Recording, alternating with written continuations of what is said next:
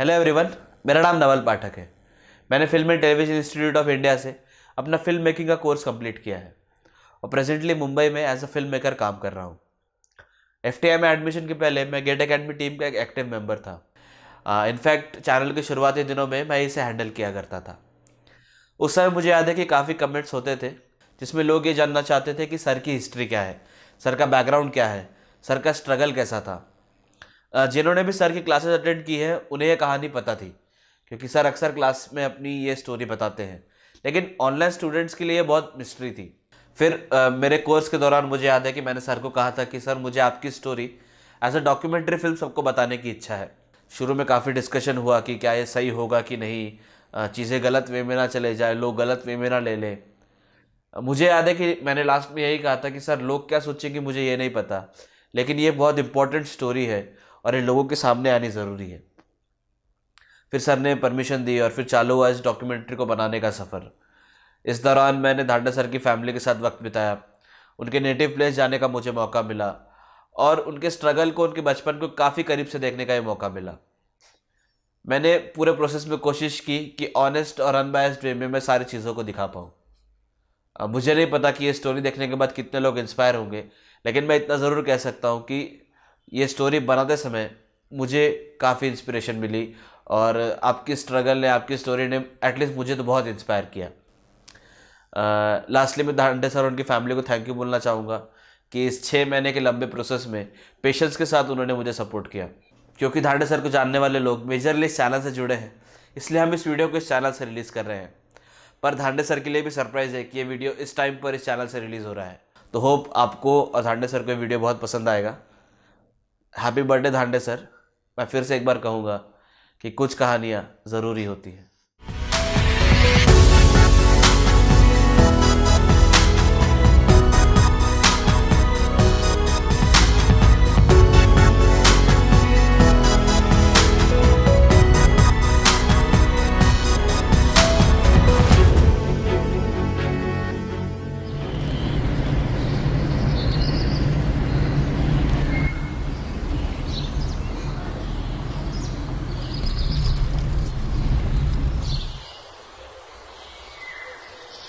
Uncle जी का तो जैसा गांव में जन्म हुआ तो उसी गांव में यानी उमेश का ही जन्म हुआ, एक ही घर में हुआ। फिर 1 साल का यानी 10 माह का हो गया कि हम बैतूल में आ गए। शुरू में तो जैसा पहले से लेके जैसा 8वीं तक तो निम्पानी में उसका पढ़ाई हुई। 8वीं तक, पहले से लेके 8वीं तक निम्पानी में रहे। बचपन तो निम्पानी गया, फिर पाडर आ गए। पाडर फिर 9वीं में स्टार्ट हुआ। तो निम्पानी में वो क्या शुरू में जैसे बच्चों के, अपने बहन भाई की देखभाल करना, उसका था यानी तीनों बहन भाई की देखभाल करना। उसको मम्मी ने तो चलो उसको यानी अच्छा यानी उसको कोई अच्छी अच्छी बातें बताना। उसको शुरू से यानी उसको बहुत यानी क्या अलग प्रकार का था वो। मैं तो घर पे नहीं रहता था, मैं तो सर्विस में था, फॉरेस्ट में था। लेकिन शाम को आते बराबर मेरे को सब खबर लग जाती थी। मैं जिस उनके जो पढ़ाई के कक्ष में पहुंचता था, मेरा एक सिद्धांत था कि पापा जी हमारे कमरे में आ गए, बेटा कहाँ तक पढ़ाई हुई है, कोर्स कहाँ तक हुआ है। मैं कोई भी बुक उठा लेता था। बोले पापा जी 10th वहाँ तक के हुआ है। मैं ठीक है, अब 10th तक आपका हुआ है कोर्स, मैं उसमें से 1 से लेकर 10 तक कोई भी क्वेश्चन पूछूंगा, कोई भी इसमें का, आप एग्री हो? बोले आओ। हाँ, जैसे हम लोग बचपन में सेम ही स्कूल में पढ़े हैं। भैया मुझसे 3 साल बड़े हैं, तो बचपन का जो भी रहा है तो हम लोगों का साथ में ही चलते रहा है, पैरेलल चलते रहा है जो भी चला है। तो मैंने बचपन में बहुत कमज़ोर हुआ करता था पढ़ाई में, तो वही पढ़ाते थे जो भी कुछ था। तो धीरे धीरे सब लोगों पे ही ध्यान दिए उन्होंने एक्चुअली। जैसे हम जितने भाई बहन हैं तो वही सबको गाइड करते थे बचपन से। बचपन में टाउन लेवल पे रहते थे, विलेज लेवल पे तो क्रिकेट ही खेला करते थे। तो क्रिकेट में फिर क्रिकेट देखना भी बहुत पसंद था। तो उस समय क्रिकेट सम्राट आया करती थी, तो क्रिकेट सम्राट भी बहुत पढ़ा करते थे, इस टाइप का था। तो जैसे मुझे अभी भी याद है, जैसे 96 का वर्ल्ड कप था, तो वो अभी भी पूरा याद है। भैया के साथ देखा करते थे हम लोग, तो उस समय बहुत फैन हुआ करते थे सचिन के। मम्मी पापा शॉपिंग के लिए जाते थे हम लोगों को छोड़ के भैयों के सहारे, तो वो सारा कुकिंग करके जाते थे, लेकिन एक्स्ट्रा तो कुछ चाहिए ना बच्चों को, तो फिर चिप्स पापड़, मम्मी बहुत टेस्टी चिप्स पापड़ बनाती ना, आलू के पापड़ और चिप्स, तो वो तलने का ना, तो अब पहले इतना एक्सपर्ट नहीं थे, तो सारी चीज़ें कि भाई चिप्स के डिब्बे कहाँ है पापड़ के, तो पहले वो सर्च करने होते थे, तो वो निकाल के लेके आए, अब उनको तलना है ना, तो तल लिए हैं। उसके बाद अब डिस्ट्रीब्यूट करने की बारी आई, तो एक एक टुकड़ा थमा दिया मुझे और छोटे भैया को, बाकी सब लेके बहन के साथ बैठे, छोटी बहन के साथ में, पूरा सत्ते पे सत्ता वाला सीन है वो।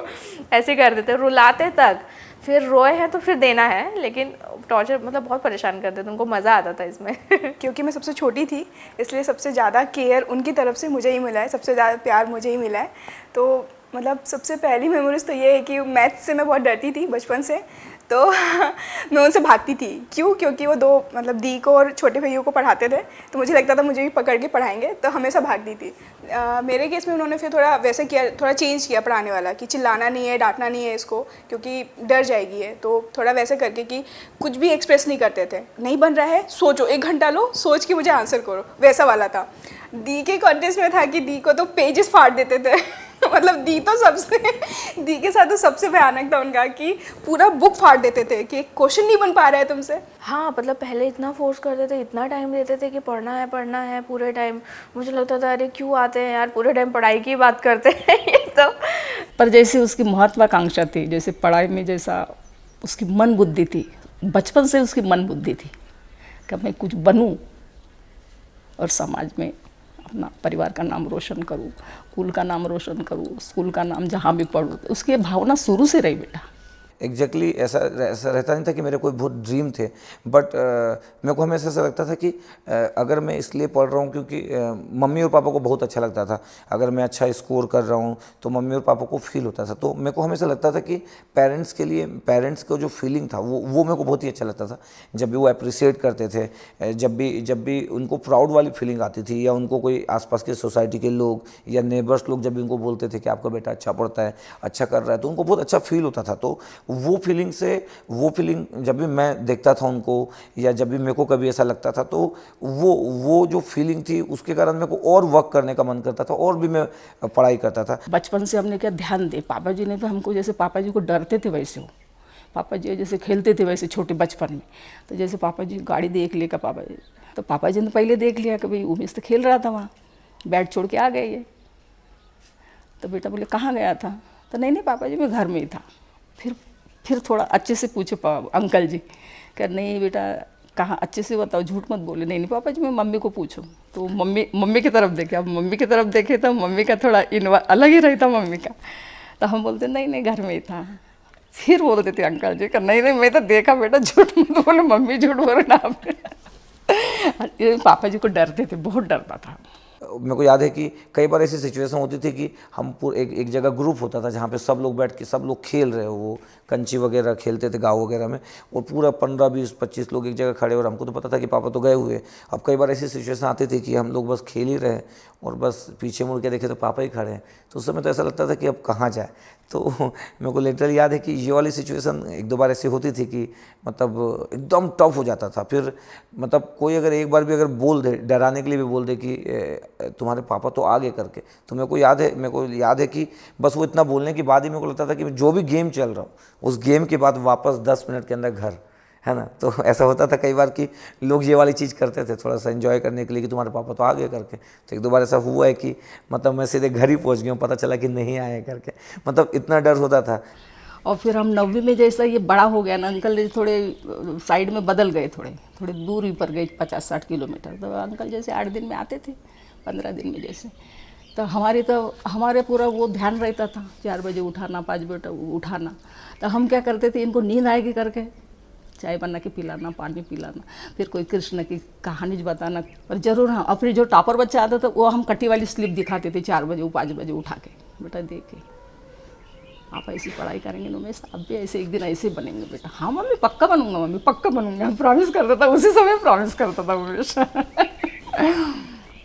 मैं जब यहाँ से जब मैं देखता हूँ अपने आप को, मतलब बैक साइड जब उस समय मेमोरीज में देखता हूँ, तो मेरे को लगता है कि वो थोड़े से स्ट्रिक्ट थे, तो उनको लगता था कि जो गांव का माहौल है ऐसा ना हो कि ये उसी में इन्वॉल्व हो जाए और ये इसको जो चीज़ करना चाहिए वो ना कर पाए, तो इसलिए उस बेसिस पे स्ट्रिक्ट थे। और मेरे को याद है कि जैसे 8th क्लास हमारा बोर्ड का एग्ज़ाम होता है, 10th क्लास बोर्ड का एग्ज़ाम होता है, 12th क्लास बोर्ड का एग्ज़ाम है, तो हर बोर्ड के एग्ज़ाम के समय में चाहे उनका कितना भी बिजी शेड्यूल था, वो हमेशा बोर्ड के एग्ज़ाम के जब मैं एग्ज़ाम देने जाता था तो वो हमेशा बाहर मेरा वेट करते थे।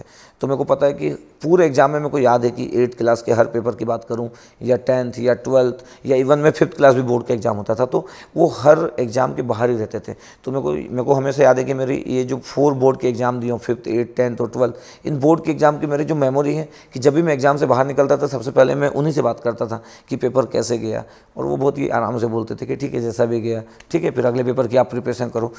तो 8वीं तक हुई तो जैसे टीचर लोग भी उसको चाहते थे, जैसा होशियार बच्चा रहा स्कूल में तो टीचर लोग चाहते, प्यार करते और उसको गाइड भी देते, फिर तो उसको प्यार मिलता था स्टूडेंट जैसा टीचरों का। तो घर में आके हमको बताता था कि देखो मम्मी आज मैडम ऐसी बोलती थी, मेरी मैडम को हमने एक कहानी बताई। ये रहता था कि हाँ टीचर लोग बोलते थे भाई तुम्हारा भाई तो बहुत होशियार है, तुम लोग मेहनत करो थोड़ा सा, ये सब कुछ चलते रहता था। तो हम लोग भी यानी उन्हीं को देख के ना गाइड होते रहते थे। तो जैसे मेरा जितना भी प्राइमरी एजुकेशन रहा है तो उन्होंने ही मुझे पढ़ाया है। तो चाहे वो 5th क्लास से, मेरे को अभी भी याद है 5th क्लास से 12th तक के उन्होंने ही मुझे पढ़ाया हमेशा। 12th तक के उन्होंने ही जितना भी कुछ सिखाया उन्होंने ही किया है। तो टेक्निकली आप उनके पहले स्टूडेंट थे? हाँ मैं ही स्टूडेंट था। उसके बाद फिर सिस्टर हुई, फिर मोहल्ले में भी बहुत सारे लोग आया करते थे पढ़ने के लिए। अच्छा, मेरे पहले स्टूडेंट कौन थे? तो अगर मैं बात करूं कि जब मैं पढ़ाना चालू किया, तो अगर मैं घर से बात करूं तो मेरे को लगता है कि मैं अपने ब्रदर को थोड़ा सा पढ़ाता था, राकेश को, उसको थोड़ा सा पढ़ाता था। उसके बाद जो मेरी सिस्टर है प्रीति, उसको भी थोड़ी बहुत हेल्प करता था कि आपको क्या पढ़ना चाहिए। उसके बाद मेरी सबसे जो छोटी सिस्टर है उसको मैं बहुत ज़्यादा केयर करता था, सबसे ज़्यादा केयर, क्योंकि उसका मैथ्स थोड़ा सा वीक था, तो मैं उसको हमेशा पढ़ाता था। मेरे को नहीं पता था कि कभी ऐसा हो सकता है कि इनको मैं इतने अच्छे से जो मैं इनको पढ़ाता हूँ उसके बाद मेरे को कभी ऐसा टीचर बनने का मौका मिलेगा, लेकिन मेरी ड्यूटी होती थी, क्योंकि मैं सबसे घर में बड़ा था और मेरे को पापा लोग और मम्मी लोग बहुत केयर करते थे कि मैं कितने अच्छे से पढ़ रहा हूँ। तो उसके बाद जब मैं थोड़ा सा बड़ा हुआ तो फिर मैं उनका केयर करता था। तो ये हम लोग यहाँ चलते रहता था कि मैं अपने भाई का केयर करता था, फिर मैं देखता था कि वो फिर जो मेरी सिस्टर थी छोटी वो उसका केयर करता था। तो हम लोग के घर में ऐसा था कि जो भी ऊपर रहता था अपने छोटे वाले लोगों का हमेशा केयर करता था टीचिंग में, कि आपको कैसे पढ़ना चाहिए, गाइड करते थे, हम एक दूसरे को गाइड करते थे। तो हम लोग के बीच में बॉन्डिंग बहुत अच्छी थी, मतलब मम्मी पापा और हम 4 लोग, हम लोग का ऐसा सोसाइटी में ऐसा बॉन्डिंग बहुत लोगों से नहीं था, लेकिन हम 6 लोगों के बीच में बॉन्डिंग बहुत ज़्यादा थी। हम अपनी बात एक दूसरे से शेयर करते थे। तो मेरे को ये लगता है कि वो ऐसे पेरेंट्स वो लोग जितना केयर किए वो हम लोग के लिए बहुत इंपॉर्टेंट था, और वो बहुत ही अच्छे से हम लोग को परवरिश की है।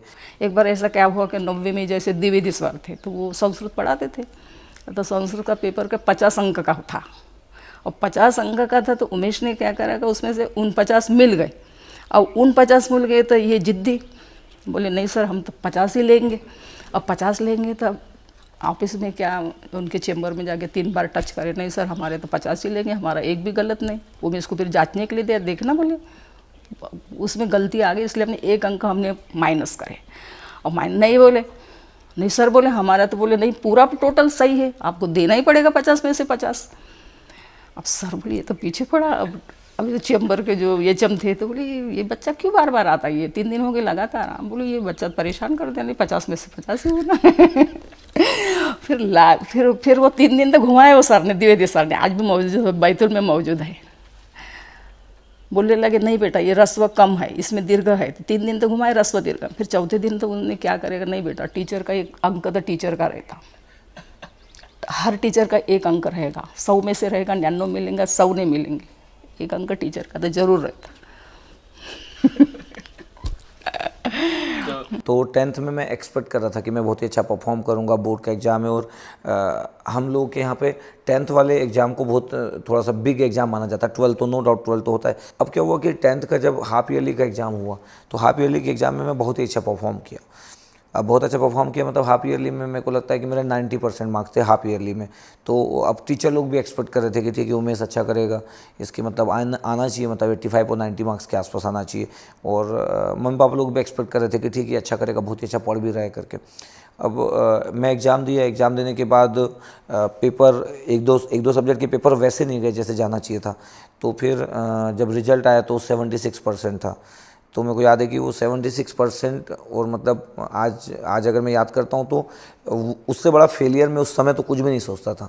मतलब 76% आने के बाद मेरे को लगता है कि मैं 1 महीने तक तो घर से निकला ही नहीं होगा।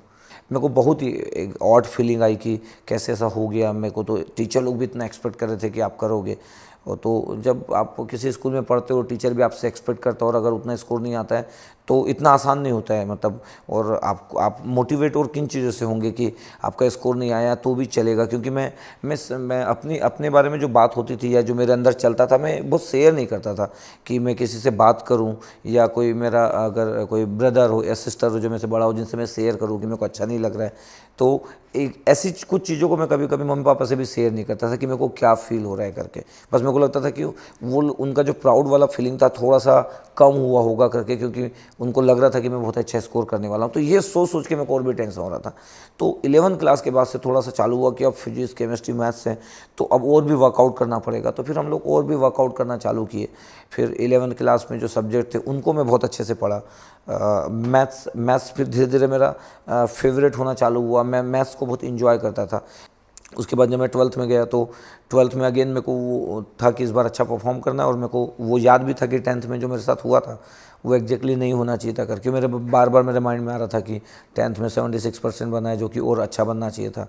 फिर लेकिन 12th था, तो 12th में अब तो लास्ट बोर्ड एग्ज़ाम ही था, तो इसमें मैं फिर बहुत एफर्ट किया। तो मेरे को लगता है कि जो 1 से लेकर 12th तक जितने भी मैं पढ़ाई किया उसमें सबसे ज़्यादा एफर्ट फिर मैं 12th में किया होगा। और उस समय फिर स्पोर्ट्स वाला पार्ट भी कम हो गया। मेरे को चेस वगैरह पसंद था, वो भी मैं 1 ईयर में ज़्यादा नहीं खेला होगा। तो मैं बोल सकते हो कि एक पढ़ने वाला स्टूडेंट था जो जब भी टाइम मिलता था घर में बैठ के सिर्फ पढ़ता था।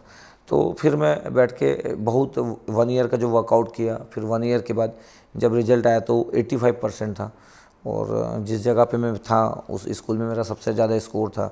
इवन मेरे को लगता है कि पूरे डिस्ट्रिक्ट में ही मेरा टॉप 3 में तो हो गई पूरे डिस्ट्रिक्ट में उस समय में। तो फिर से एक अच्छी फीलिंग आई, और मम्मी पापा को तो बहुत ही अच्छा लगा। उसके बाद ये हुआ कि अब जिस जगह में मैं था तो अब आगे क्या करना है करके ये क्वेश्चन आया कि 12th के बाद क्या करना है। और 12th के एग्ज़ाम देने के बाद तक कुछ हम लोग के ड्रीम ही नहीं थे। मतलब 12th हम लोग पढ़ रहे, लेकिन ऐसा नहीं था कि 12th के बाद क्या करना है ये भी नहीं पता था। तो मैं जिस जगह पे था पाडर में जो पोस्ट ऑफिस है वहाँ से 18 किलोमीटर है बैतूल, जो हमारा डिस्ट्रिक्ट है बैतूल। तो वहाँ पे साइंस कॉलेज है, एक GH कॉलेज था। तो मेरे जितने फ्रेंड वगैरह लोग थे वहाँ पे वो फॉर्म वगैरह भी भर दिए। तो मेरे को याद है कि मैं भी भर दिया था, BSc का फॉर्म मैं भी भरा था GH कॉलेज में। फिर पापा को हमेशा से इंटरेस्ट था कि इसको कुछ तो करना चाहिए करके, अच्छा पढ़ता है। तो फिर पापा थोड़ा सा इंटरेस्ट लिए कि आप इंजीनियरिंग साइड जा सकते हैं क्या। उसके बाद में उसने ये डिसाइड किया, मालूम नहीं था हमको PET और PMT क्या होती है। हम भोपाल से पता लगा उस समय फर्स्ट स्टेज कोई बालक ना PET गया था ना कहीं गया था। मैं उसको कोचिंग के लिए भोपाल ले गया। तो फिर पापा वहाँ भोपाल में जाने के बाद पता किए। फिर सचदेवा कोचिंग थी वहाँ पे पता किए। उनका एक हॉस्टल था वहीं पे अरेरा कॉलोनी में भोपाल में। तो वहाँ पे फिर पापा बात किए। फिर बोले कि ठीक है वहाँ पे आप 1 साल रहो करके। तो मेरे को स्टार्टिंग में कॉन्फिडेंस नहीं आ रहा था कि कैसे चीज़ें होगी करके, क्योंकि फर्स्ट टाइम था कैसे होने वाली चीज़ें। फिर मैं वहाँ पे 1 ईयर रहा। अब 1 ईयर रहने के बाद मेरे को लगता है कि जब मैं 1 ईयर वहाँ पे था तो मैं 1 ईयर बहुत एफर्ट किया, क्योंकि मेरे को लगता था कि पापा मम्मी मेरे से इतना एक्सपेक्ट कर रहे हैं, मेरे को इतना भेजे। लेकिन इन सब के बीच में ये चीज़ थी ना, मैं बहुत क्रिएटिव स्टूडेंट नहीं था, तो मैं सिर्फ हार्ड वर्किंग था।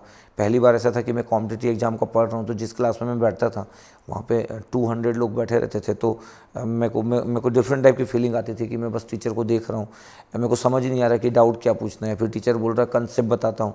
तो हम लोग, मेरे लिए बहुत सब कुछ नया था वो सब कुछ, क्योंकि हम लोग जो हमारी स्कूलिंग थी उसमें ये सब बात नहीं होती थी। हमारी स्कूलिंग में बात होती थी कि क्वेश्चन है, इसका आंसर है। फिर मैं एक गलती किया कि मैं थोड़ा सा नींद के साथ कंप्रोमाइज़ करना चालू कर दिया। 6 आवर्स सोना चाहिए, मैं 5 आवर्स सो रहा हूँ। मिनिमम 6 आवर्स तो किसी को भी लेना चाहिए नींद, तो मैं 5 आवर्स सो रहा हूँ, कभी 4 आवर्स सो रहा हूँ, तो उससे ना मेरी क्रिएटिविटी कम होना चालू हो गई। मैं सिर्फ चीज़ें वही समझ पाता था जो मैं पढ़ रहा हूँ, कोई भी नई चीज़ों को नहीं समझ पाता था। तो ये चीज़ मेरे को पता भी नहीं चली। पूरा 1 ईयर में बहुत ज़्यादा एफर्ट कर डाला, मतलब एक्स्ट्रॉर्डनरी एफर्ट कर डाला, बल वो एफर्ट का रिजल्ट उस फॉर्म में नहीं आने वाला था। तो मेरे को याद है कि जब मैं पेपर देने जब बैठा पीटी के एग्ज़ाम का, तो पहला पेपर जो था वो मैथ्स का पेपर था। तो मैथ्स का पेपर देते देते ही मैं प्लान कर लिया कि मतलब ये गया पेपर तो मेरा, क्योंकि मेरे को क्वेश्चन उस वे में बन ही नहीं रहे थे। तो मैं पूरे मैथ्स के पेपर में ये सोचते रहा कि मेरे को अगले साल क्या करना है करके, बस पूरे पेपर में ये सोचते रहा। और फिर मेरे को समझ आ गया कि पेपर तो अच्छा नहीं जा रहा है करके, तो मैं अपने लिए फ्यूचर प्लान बनाना चालू कर दिया कि पेपर में ही कि मैं अगले बार ठीक है बैतूल वापस जब जाऊंगा तो फिर मैं बीएससी कॉलेज ज्वाइन कर ही लूँगा करके, जो पिछले बार जो छोड़ के आया था मैं 1 साल के ड्रॉप के लिए मैं बीएससी कॉलेज ज्वाइन कर लूँगा, क्योंकि मेरे को लगा कितना एफर्ट के बाद में ऐसे क्वेश्चन ही नहीं बन रहे। फिर मैं समझ गया कि मतलब अच्छा पेपर तो गया नहीं। तो मेरे को याद हो गया 1-2 दिन तो मैं वही भोपाल में मतलब रोया होगा बैठ के, किसी से बात नहीं किया होगा। फिर पापा का कॉल भी आया होगा, तो अगेन वही कि पापा तो कभी कुछ बोलते ही नहीं थे, पेपर कैसा गया तो अच्छा नहीं गया तो ठीक है इट्स ओके, कुछ नहीं होता है करके, ठीक है चलो पेपर दे दो और अपना आ जाओ करके। तो और भी टेंशन होता था क्योंकि पापा तो कुछ ऐसा प्रेशर डालते नहीं थे, तो और भी टेंशन होता था कि तो कुछ बोल नहीं रहे। और इतना सारा मतलब ऐसा भी नहीं था कि 1 ईयर मैं वहाँ रहा हूँ तो वहाँ पे मनी भी लगा है, जब हम हॉस्टल में रहते थे तो ऐसा भी नहीं था कि पापा के पास इतना ज़्यादा है कि वो कुछ भी कर सके, ऐसा एग्जैक्टली था नहीं। तो वो जितना हो सकता था उतना बेस्ट ट्राई करते थे। तो उस समय लगा कि मतलब उस समय पहली बार मेरे को फील हुआ, क्योंकि मेरे को 9th क्लास से 12th क्लास तक एक अच्छी फीलिंग के साथ मैं जा रहा था कि मैं एक अच्छा स्टूडेंट हूँ। पहली बार मेरे को फील हुआ कि मैं उतना अच्छा स्टूडेंट नहीं हूँ। सेकंड चीज़ है कि मेरे को ये नहीं पता था कि पीटी के एग्ज़ाम में मार्क्स कितना चाहिए। मतलब हम लोग इस कोचिंग में पढ़ते थे लेकिन हमको कोई काउंसलिंग देने वाला नहीं था कि आपको इतने मार्क्स से इतना मिलता है। कोई मेरे को बता दिया कि 70% चाहिए आपको पीटी में के एग्ज़ाम में, तभी आपका ना अच्छा होगा करके और तब आप इंजीनियर बन पाओगे। तो मेरे माइंड में था कि 70% तो मिनिमम चाहिए करके, उसके बिना तो इंजीनियर बन नहीं सकते। अब मेरे को ये नहीं पता था कि 70 नहीं 50% में भी बन सकते थे, यही बात मेरे को पता नहीं थी। तो अब हुआ क्या कि जब वो रिज़ल्ट आया तो जब उस ज़माने में जब रिज़ल्ट आता था 2000 की बात है, तो दैनिक भास्कर के पेपर में पूरा वो रोल नंबर आते थे। तो 11 जब हम लोग का 12 बोर्ड का एग्ज़ाम होता था उसमें भी रोल नंबर आते थे। वो रोल नंबर इतने सारे लोगों के पूरे एमपी के रोल नंबर थे। अब वो रोल नंबर था पापा के पास, तो पापा आए घर पे, बोले कि अरे तुम्हारा तो रोल नंबर है करके। तो वो इतनी बड़ी बात होती थी कि उस पेपर के अंदर रोल नंबर होना, क्योंकि बाकी लोग भी जो लोग भी एग्ज़ाम दिए थे उनका रोल नंबर नहीं रहता था। तो पीटी के एग्ज़ाम में मेरा रोल नंबर था, बहुत बड़ी बात हो गई थी। तो मेरे को याद है कि मतलब मेरा जो रिज़ल्ट था वो 50% था पीटी के एग्ज़ाम में और मेरा रोल नंबर था। और मेरे को याद है कि पापा लोग मम्मी लोग एकदम खुश हो गए थे कि ये पीटी का एग्ज़ाम निकाल लिया। और पूरे गांव में मेरे अंदाज से मैं ही ऐसा था कि जिसका मेरा एग्ज़ाम निकला था, तो उसी को लोग बहुत बड़ी बात मान रहे थे। लेकिन मैं जो फील कर रहा था, मैं बहुत डाउन फील कर रहा था, क्योंकि मेरे को लगता था कि मैं बहुत वर्कआउट किया तो मेरा स्कोर और भी अच्छा आना चाहिए, और भी अच्छा। मतलब मैं तो 70 के पार ही सोच रहा था। तो लोग मेरे को बहुत अप्रिशिएट कर रहे थे कि आप इतना अच्छा कर लिए, पहली बार इस गांव से कोई इंजीनियर बनने वाला है, ये सब बहुत बोलना चालू किए। पापा लोगों को बहुत अच्छी फीलिंग आई, क्योंकि इतने सारे लोग कॉन्ग्रेचुलेसन कर रहे थे पापा लोगों को। पापा को भी अच्छा लगा कि चलो तुम इतना परेशान थे, उसके बाद भी तुम्हारा रोल नंबर आया पेपर में। तो मेरे को लगता है कि जब वो रिज़ल्ट आया उसके बाद एक अच्छी फीलिंग लोगों को आई, उसके कारण मेरे को लगा कि ठीक है।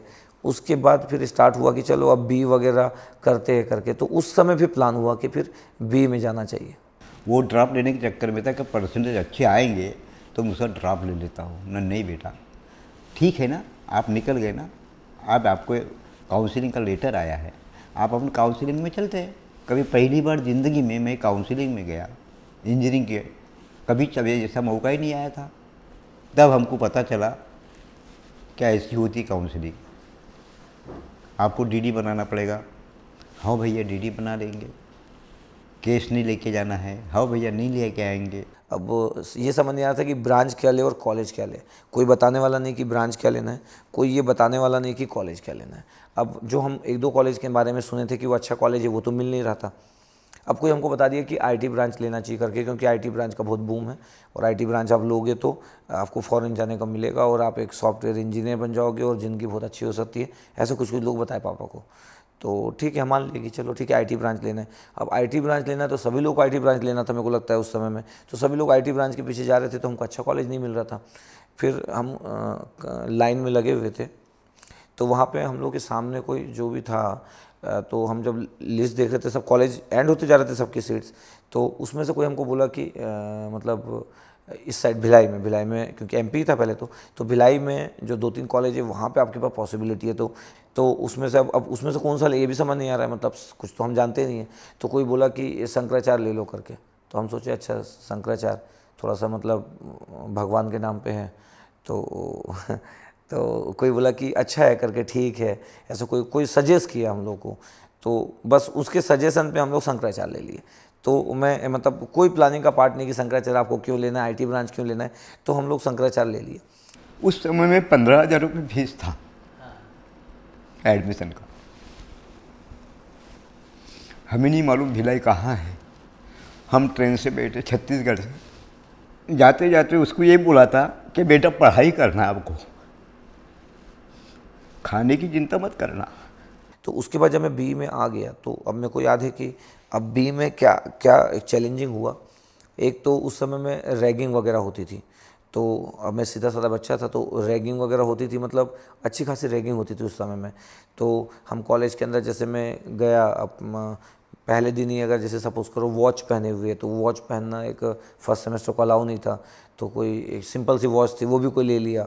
उसके बाद हेयर थोड़े से बड़े हुए थे, तो कोई सीनियर मतलब दिया 1-2, तो वैसा चलता था। उसके बाद मैं थोड़ा सीधा बच्चा था, तो मेरी बहुत रैगिंग कोई लेता नहीं था, उनको लगता था कि इसका क्या रैगिंग ले, तो ज़रूरत ही नहीं इसकी रैगिंग लेने की। चैलेंजिंग ये हुआ कि फर्स्ट सेमेस्टर में जब मैं क्लास में गया, अब फर्स्ट सेमेस्टर में हम लोग को कम्युनिकेशन का एक सब्जेक्ट था इंग्लिश का, उसके बाद पूरी की पूरी बुक जो थी वो इंग्लिश में थी, तो यहाँ से स्टार्ट हुआ बहुत ही टफ। मेरे को तो 1-2 बार लगा कि मतलब मेरे से बी कैसे हो पाएगी, मतलब बार बार ऐसे क्वेश्चन आते थे, लेकिन मैं फिर भी सोचा कि ठीक है, मतलब ये बात मैं किसी को बता भी नहीं सकता था, क्योंकि पापा लोग इतने प्राउड फील करते थे कि हमारा बेटा उस जगह से, उस गांव से इंजीनियरिंग कॉलेज में गया है, तो मैं ये नहीं बोल सकता था कि मेरे लिए बहुत टफ हो रहा है।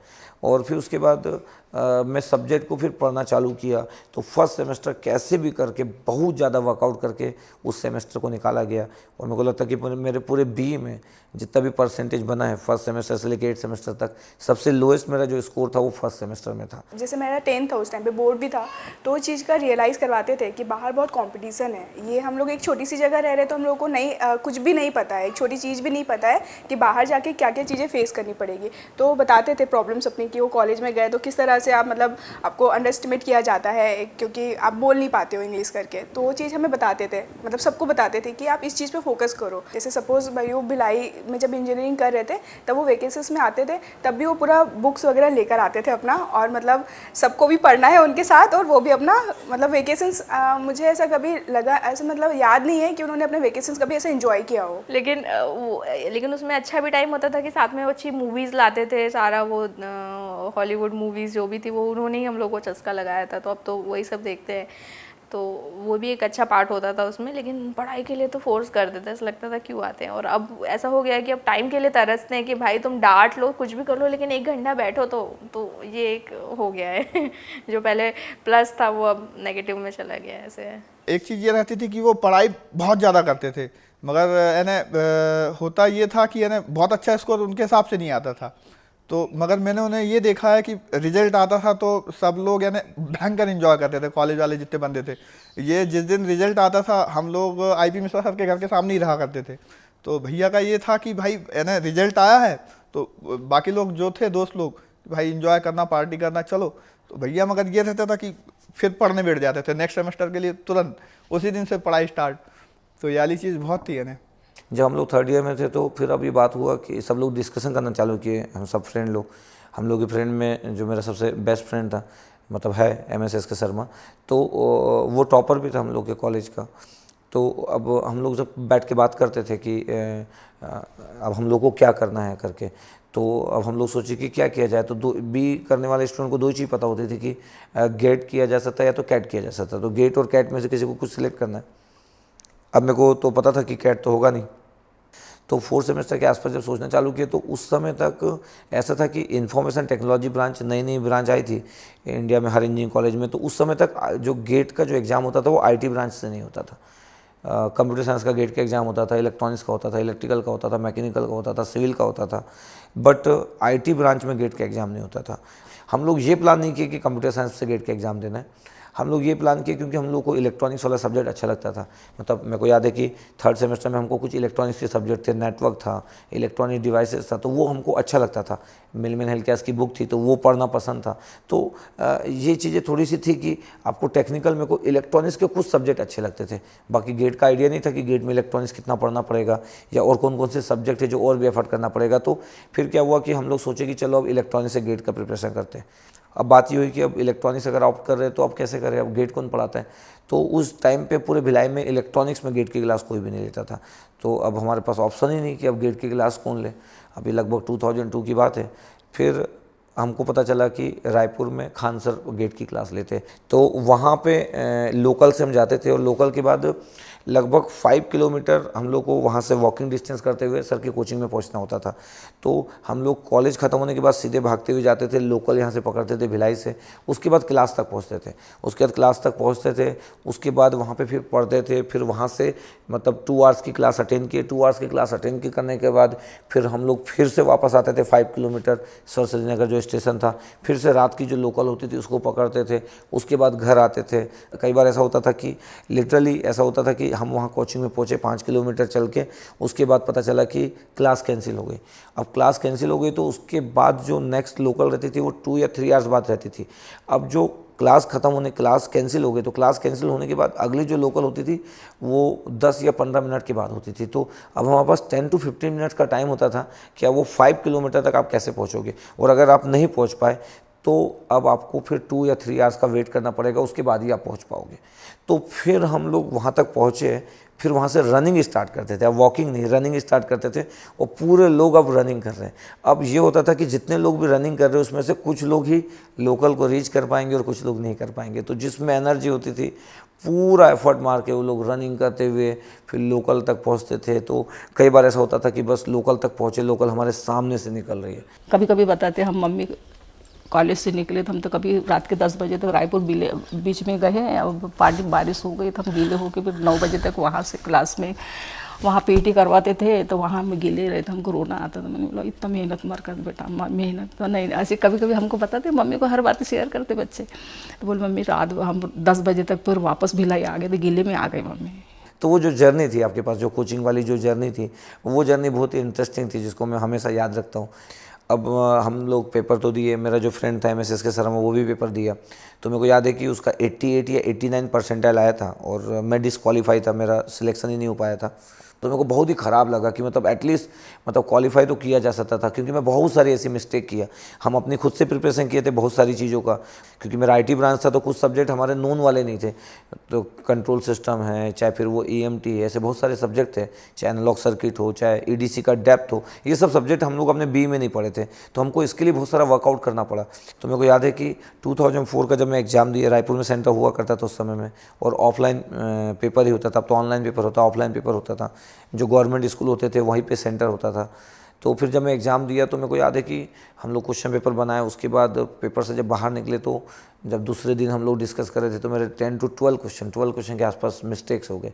जब गेट का रिजल्ट आया तो मेरे को याद है कि जहाँ पे जिस जगह पे मैं रहता था वहाँ पास में नेहरू नगर में जो साइबर कैफ़े होता था वहाँ पे हम लोग गए।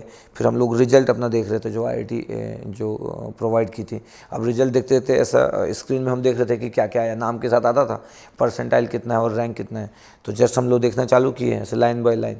तो मेरे को याद है कि MSS के शर्मा और मैं दोनों ही थे, दोनों ही हम लोग अपना रिज़ल्ट देख रहे थे।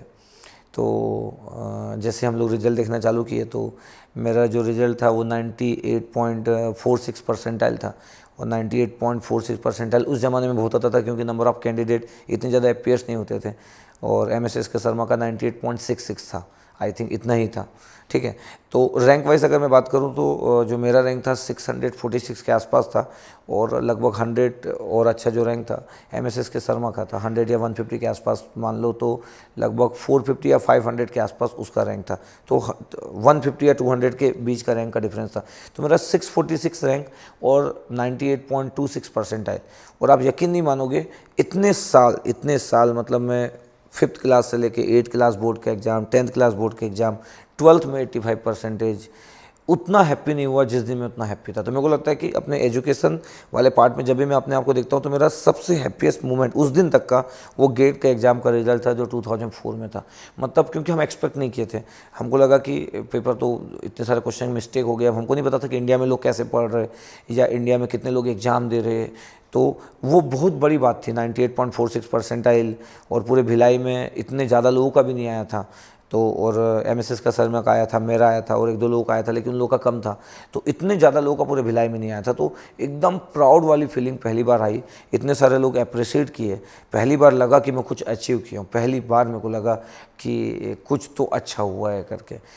उसने गेट का रिजल्ट आया, मेरे को बाय पोस्ट पेपर भेजा था, बाय पोस्ट पेपर भेजा था। बोले पापा जी ये मेरा नाम रोशन हुआ है छत्तीसगढ़ में, रायपुर में। कितनी खुशी हुई मेरे को, बहुत ग्लेड हुआ। कई लोगों को बताया, मैंने अपने रेंजर अफसर को बताया, कई लोगों को बताया, बहुत ग्लेड हो गए। अब वो उस समय में गेट क्या जाने, पीईटी क्या जाने, कुछ भी नहीं, ऐसा कुछ नहीं था माहौल। ये मेरा बच्चा आगे बढ़ने के बाद में पीईटी में उधर के लोग पीईटी करने लगे, नहीं तो पहला ऐसा कुछ भी प्रावधान नहीं था पीईटी का। अब उसके बाद का जो प्रोसेस था वो तो हमको पता ही नहीं था कि इससे तो कुछ होता नहीं है, रैंक अभी आ गया, उसके बाद का तो नेक्स्ट प्रोसेस बचा हुआ है। आईआईटीज़ में आप जाओगे, आपका रिटर्न होगा, आपका इंटरव्यू होगा, जीडीपीआई तो नहीं होता नॉर्मली आईआईटीज़ में, लेकिन इंटरव्यू होगा, रिटर्न होगा। अब कैसे फॉर्म भरना है, कौन सा ब्रांच आपको लेना है, ये सबको कोई आइडिया नहीं है। और मैं शंकराचार्य कॉलेज में था तो ऐसा भी नहीं था कि हमारे टीचर लोगों को बहुत ज़्यादा उस चीज़ के बारे में आइडिया था, तो किसी से हेल्प नहीं मिली, उस फॉर्म में नहीं मिली कि एक एमटेक में आपको क्या क्या ब्रांच भरना चाहिए। तो हमको वो फॉर्म फिलअप करने में भी बहुत प्रॉब्लम हुई। एक दो जगह तो हम रैंडमली कुछ भी भर दिए, मतलब जो अंडर 10 या 50 रैंक वाले जो भरे होंगे वो भी हम भर दिए। वहाँ तो हमको कॉल ही नहीं आना था, तो हमको ये पता ही नहीं था कि हमको आईआईटी में कौन सा फॉर्म भरना है। फिर हम लोग फॉर्म भरना चालू किए, फिर आईआईटी मुंबई, आईआईटी बॉम्बे का हम लोग फॉर्म भरे। कोर ब्रांच तो मिलने से रहा, हम लोग फिर भी भर दिए, वहाँ से कॉल भी नहीं आया। इंटरडिसिप्लिनरी ब्रांच से वहाँ से कॉल आया था, industrial engineering and operational research करके एक जो ब्रांच होती है इंटरडिसिप्लिनरी, वहाँ से एक कॉल आया था। सिस्टम एनर्जी, वहाँ से कॉल आया था। आईआईटी कानपुर में ऑप्टिकल एंड लेजर था, लेजर जो एक ब्रांच थी, उससे कॉल आया था। ऐसे करके कुछ कुछ कॉल आना चालू हुए। तो फिर मेरे को जब मैं आईआईटी बॉम्बे का जब दिया, तो फिर जब मैं गया वहाँ पे इंटरडिसिप्लिनरी ब्रांच में, तो इंटरडिसिप्लिनरी ब्रांच में जब मैं गया तो मैं देखा वहाँ तो पूरे के पूरे क्लासरूम में लोग, पूरे बस इतने सारे लोग थे। तो मेरे को लगा कि इतने सारे लोग, और सीट है आपके पास 10 या 12 सीट थी, और इतने सारे लोग इंटरव्यू और रिटर्न के लिए आए थे। तो फिर मेरे को समझ आया कि हर जगह कंपटीशन है। अब मैं वहाँ पे इंटरव्यू भी फेस, वहाँ पे रिटर्न में नहीं हो पाया, वहाँ पे रिटर्न दिया, वहाँ पे रिटर्न नहीं हो पाया। फिर मैं आईआईटी कानपुर में गया तो वहाँ पे इंटरव्यू हुआ, तो इंटरव्यू मैं बहुत अच्छे से नहीं कर पाया, क्योंकि वो लोग रैंडमली ऐसे क्वेश्चन पूछ रहे थे कि मेरे लिए इतना आसान नहीं था किसी भी क्वेश्चन का आंसर दे पाना, और ऑप्टिकल से रिलेटेड बात भी कर रहे थे, तो वहाँ पे भी मेरा नहीं हो पाया। फिर मैं आईआईटी दिल्ली में, मेरी बहुत होप थी, क्योंकि वो रिटर्न लेने वाले थे, इंटरव्यू था नहीं, तो मेरे को एक अच्छा होप था कि चलो रिटर्न लेने वाले, मतलब मेरे लिए गुड है। उसके बाद वहाँ पर जब रिटर्न का एग्ज़ाम हुआ तो मेरा एक्सपेक्टेशन था कि मेरा पेपर भी ठीक गया था कि मेरा हो जाएगा। फिर जब वो कट ऑफ लिस्ट निकली तो मैं और एमएसएस के शर्मा दोनों एक साथ ही जाते थे हर जगह जहाँ पे भी इंटरव्यू के लिए जाते थे, क्योंकि डिफरेंस नहीं था रैंक का, 100-150 के आसपास रैंक का डिफरेंस था। तो जब हम लोग को जो कॉल आता था लगभग सेम आता था, क्योंकि हम लोग फॉर्म सेम फिलअप किए थे, सेम जगह पे सेम आईआईटी में हम फॉर्म वैसे फिलअप किए थे। अब वो जब लिस्ट में जब नाम आया तो वो लोग 7 या 8 लोग को सिलेक्ट किए, तो उसमें जो लास्ट या सेकंड लास्ट जो नाम था वो एमएसएस के शर्मा का था, और मैं लिस्ट देखते रह गया और उस लिस्ट में मेरा नाम ही नहीं था। तो वो मेरे लिए एकदम टफ सिचुएशन थी। मतलब जो 98.26 परसेंटाइल आके मैं इतना फील कर रहा था, इतना एंजॉय कर रहा था, डिफरेंट फीलिंग, वो पूरी की पूरी फीलिंग मेरी ख़त्म हो गई उस दिन।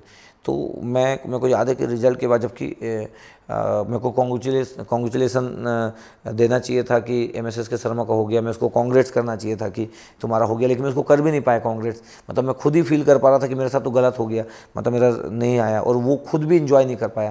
तो मेरे को याद है कि मेरे को तो 24 आवर्स तक सिर्फ मैं रोया होगा, हर थोड़ी देर बाद में मेरे को रोना आ गया होगा कि मेरे साथ ऐसा हो गया। और फिर मेरे को बार बार लग रहा था कि अब मैं क्या बोलूँगा, मतलब अगर कोई मेरे से पूछेगा कि तुम्हारा मतलब जो परसेंटाइल आया था वो तो तुक्के में आ गया होगा, वो तो तुमको आता ही नहीं है करके। और मेरे को पब्लिक फियर भी बहुत होता था, मेरे को लगता था कि कोई मेरे से पूछेगा तुम्हारा क्या हुआ तो फिर मैं क्या आंसर दूंगा। लेकिन IIT गुवाहाटी में जब मैं था तो मैं देखा कि बहुत सारे लोग IAS की प्रिपरेशन कर रहे हैं, या लोग फिर से एक बार और अटेम्प्ट मारने का ट्राई कर रहे हैं कि उनको मुंबई मिल जाए या उनको दिल्ली मिल जाए या उनको कानपुर मिल जाए, ऐसा वो ट्राई कर रहे हैं। तो फिर मेरे को लगा कि जो IIT गुवाहाटी में मैं 1 या 2 दिन था, मेरे को अच्छा भी फील हुआ, लेकिन उसके बाद मेरे को लगा कि एक अटेम्प्ट और लेना चाहिए। मैं ऐसा फील किया कि एक अटेम्प्ट और लेना चाहिए और मैं इस बार और भी अच्छे अटेम्प्ट के साथ जाता हूँ। तो फिर मैं अब वापस आया और 2004 से एक बार और वर्कआउट का प्लान किया कि चलो एक बार वर्कआउट और करते हैं। तो फिर मैं वर्कआउट करने के लिए भी मतलब भिलाई में 1 साल रुका हुआ था कि एक बार और गेट का अच्छे से एग्ज़ाम देते हैं। नहीं, उसकी तो नौकरी की आशा थी उनकी। हाँ, मम्मी मैं इंजीनियर बनूंगा, PhD करा।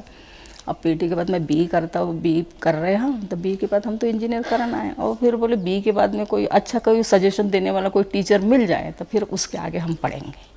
मेरे को हमेशा ये भी लगता रहता था कि मतलब मेरे को जॉब वगैरह मतलब मेरे को नीड थी, क्योंकि मतलब कैसे भी करके मेरी BE कंप्लीट हुई थी 4 इयर्स। और अब मैं सबसे घर में बड़ा था, तो मेरा ब्रदर था, फिर 2 सिस्टर थे। तो मेरे को हमेशा ये फील होते रहता था कि अगर मैं अच्छा परफॉर्म करूँगा तो उन लोगों की लाइफ भी बेटर होगी, उन लोगों की लाइफ भी अच्छी कैरी हो पाएगी। तो मेरे ऊपर बस इतना प्रेशर होता था कि मेरे को अच्छा अपने लिए भी करना है और फैमिली के लिए भी करना है, ये मेरे ऊपर प्रेशर होता था कि। तो जब मेरा IIT में उतना अच्छे फॉर्म में सिलेक्शन नहीं हुआ, फिर जो कैंपस जो प्लेसमेंट था, जो 2-3 कंपनीज आई थी उस समय में, उसमें गेट के एग्ज़ाम के 1 दिन पहले ही कैंपस प्लेसमेंट आया था। जब गेट का एग्ज़ाम था उसी नाइट में पूरा उसी दिन डे से लेके इवनिंग तक चल रहा था। तो मेरे को लगा कि मैं उतना कंफर्टेबल नहीं हूँ, क्योंकि मैं सॉफ्टवेयर वाले पार्ट को बहुत अच्छे से उतना रेडी नहीं किया था। एक हद तक तो ठीक था, लेकिन उतना अच्छे से रेडी नहीं किया था। तो मैं फिर अपने गेट में ही फोकस करते रहा। और मेरे को याद है कि मैं वो बैठा ही नहीं कॉलेज के कैंपस में,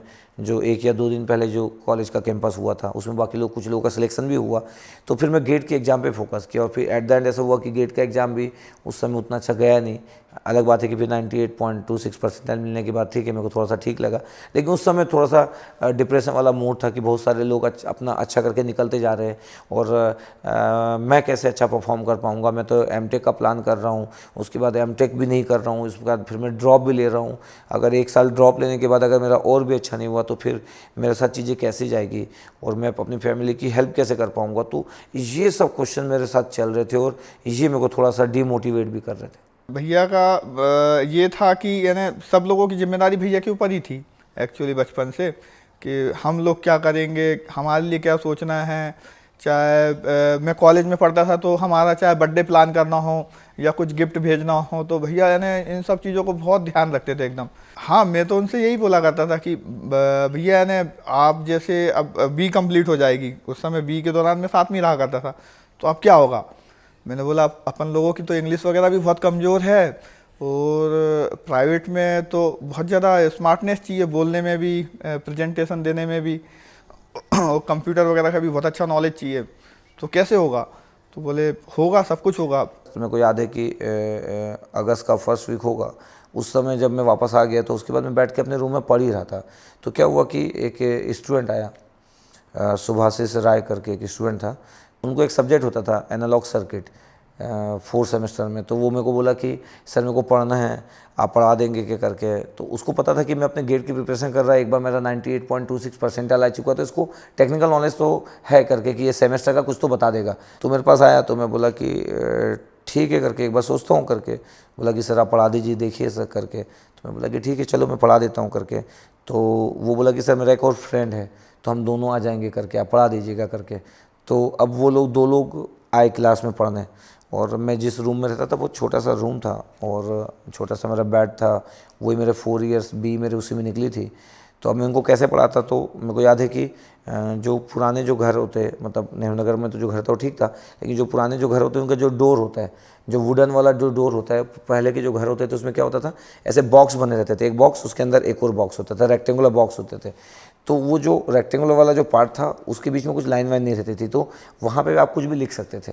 तो मैं चौक वगैरह इंतज़ाम किया और फिर जब वो पढ़ने आए तो मेरे को एक अच्छी चीज़ लगी कि मेरे को अब लगती है कि मैं एक अच्छा चीज़ किया कि मैं उनको ऐसे कॉपी में नहीं पढ़ाया कि उधर 2 लोग हैं तो मैं उनको बोला कि चलो आप कॉपी निकालो, मैं लिख देता हूँ करके आप समझो।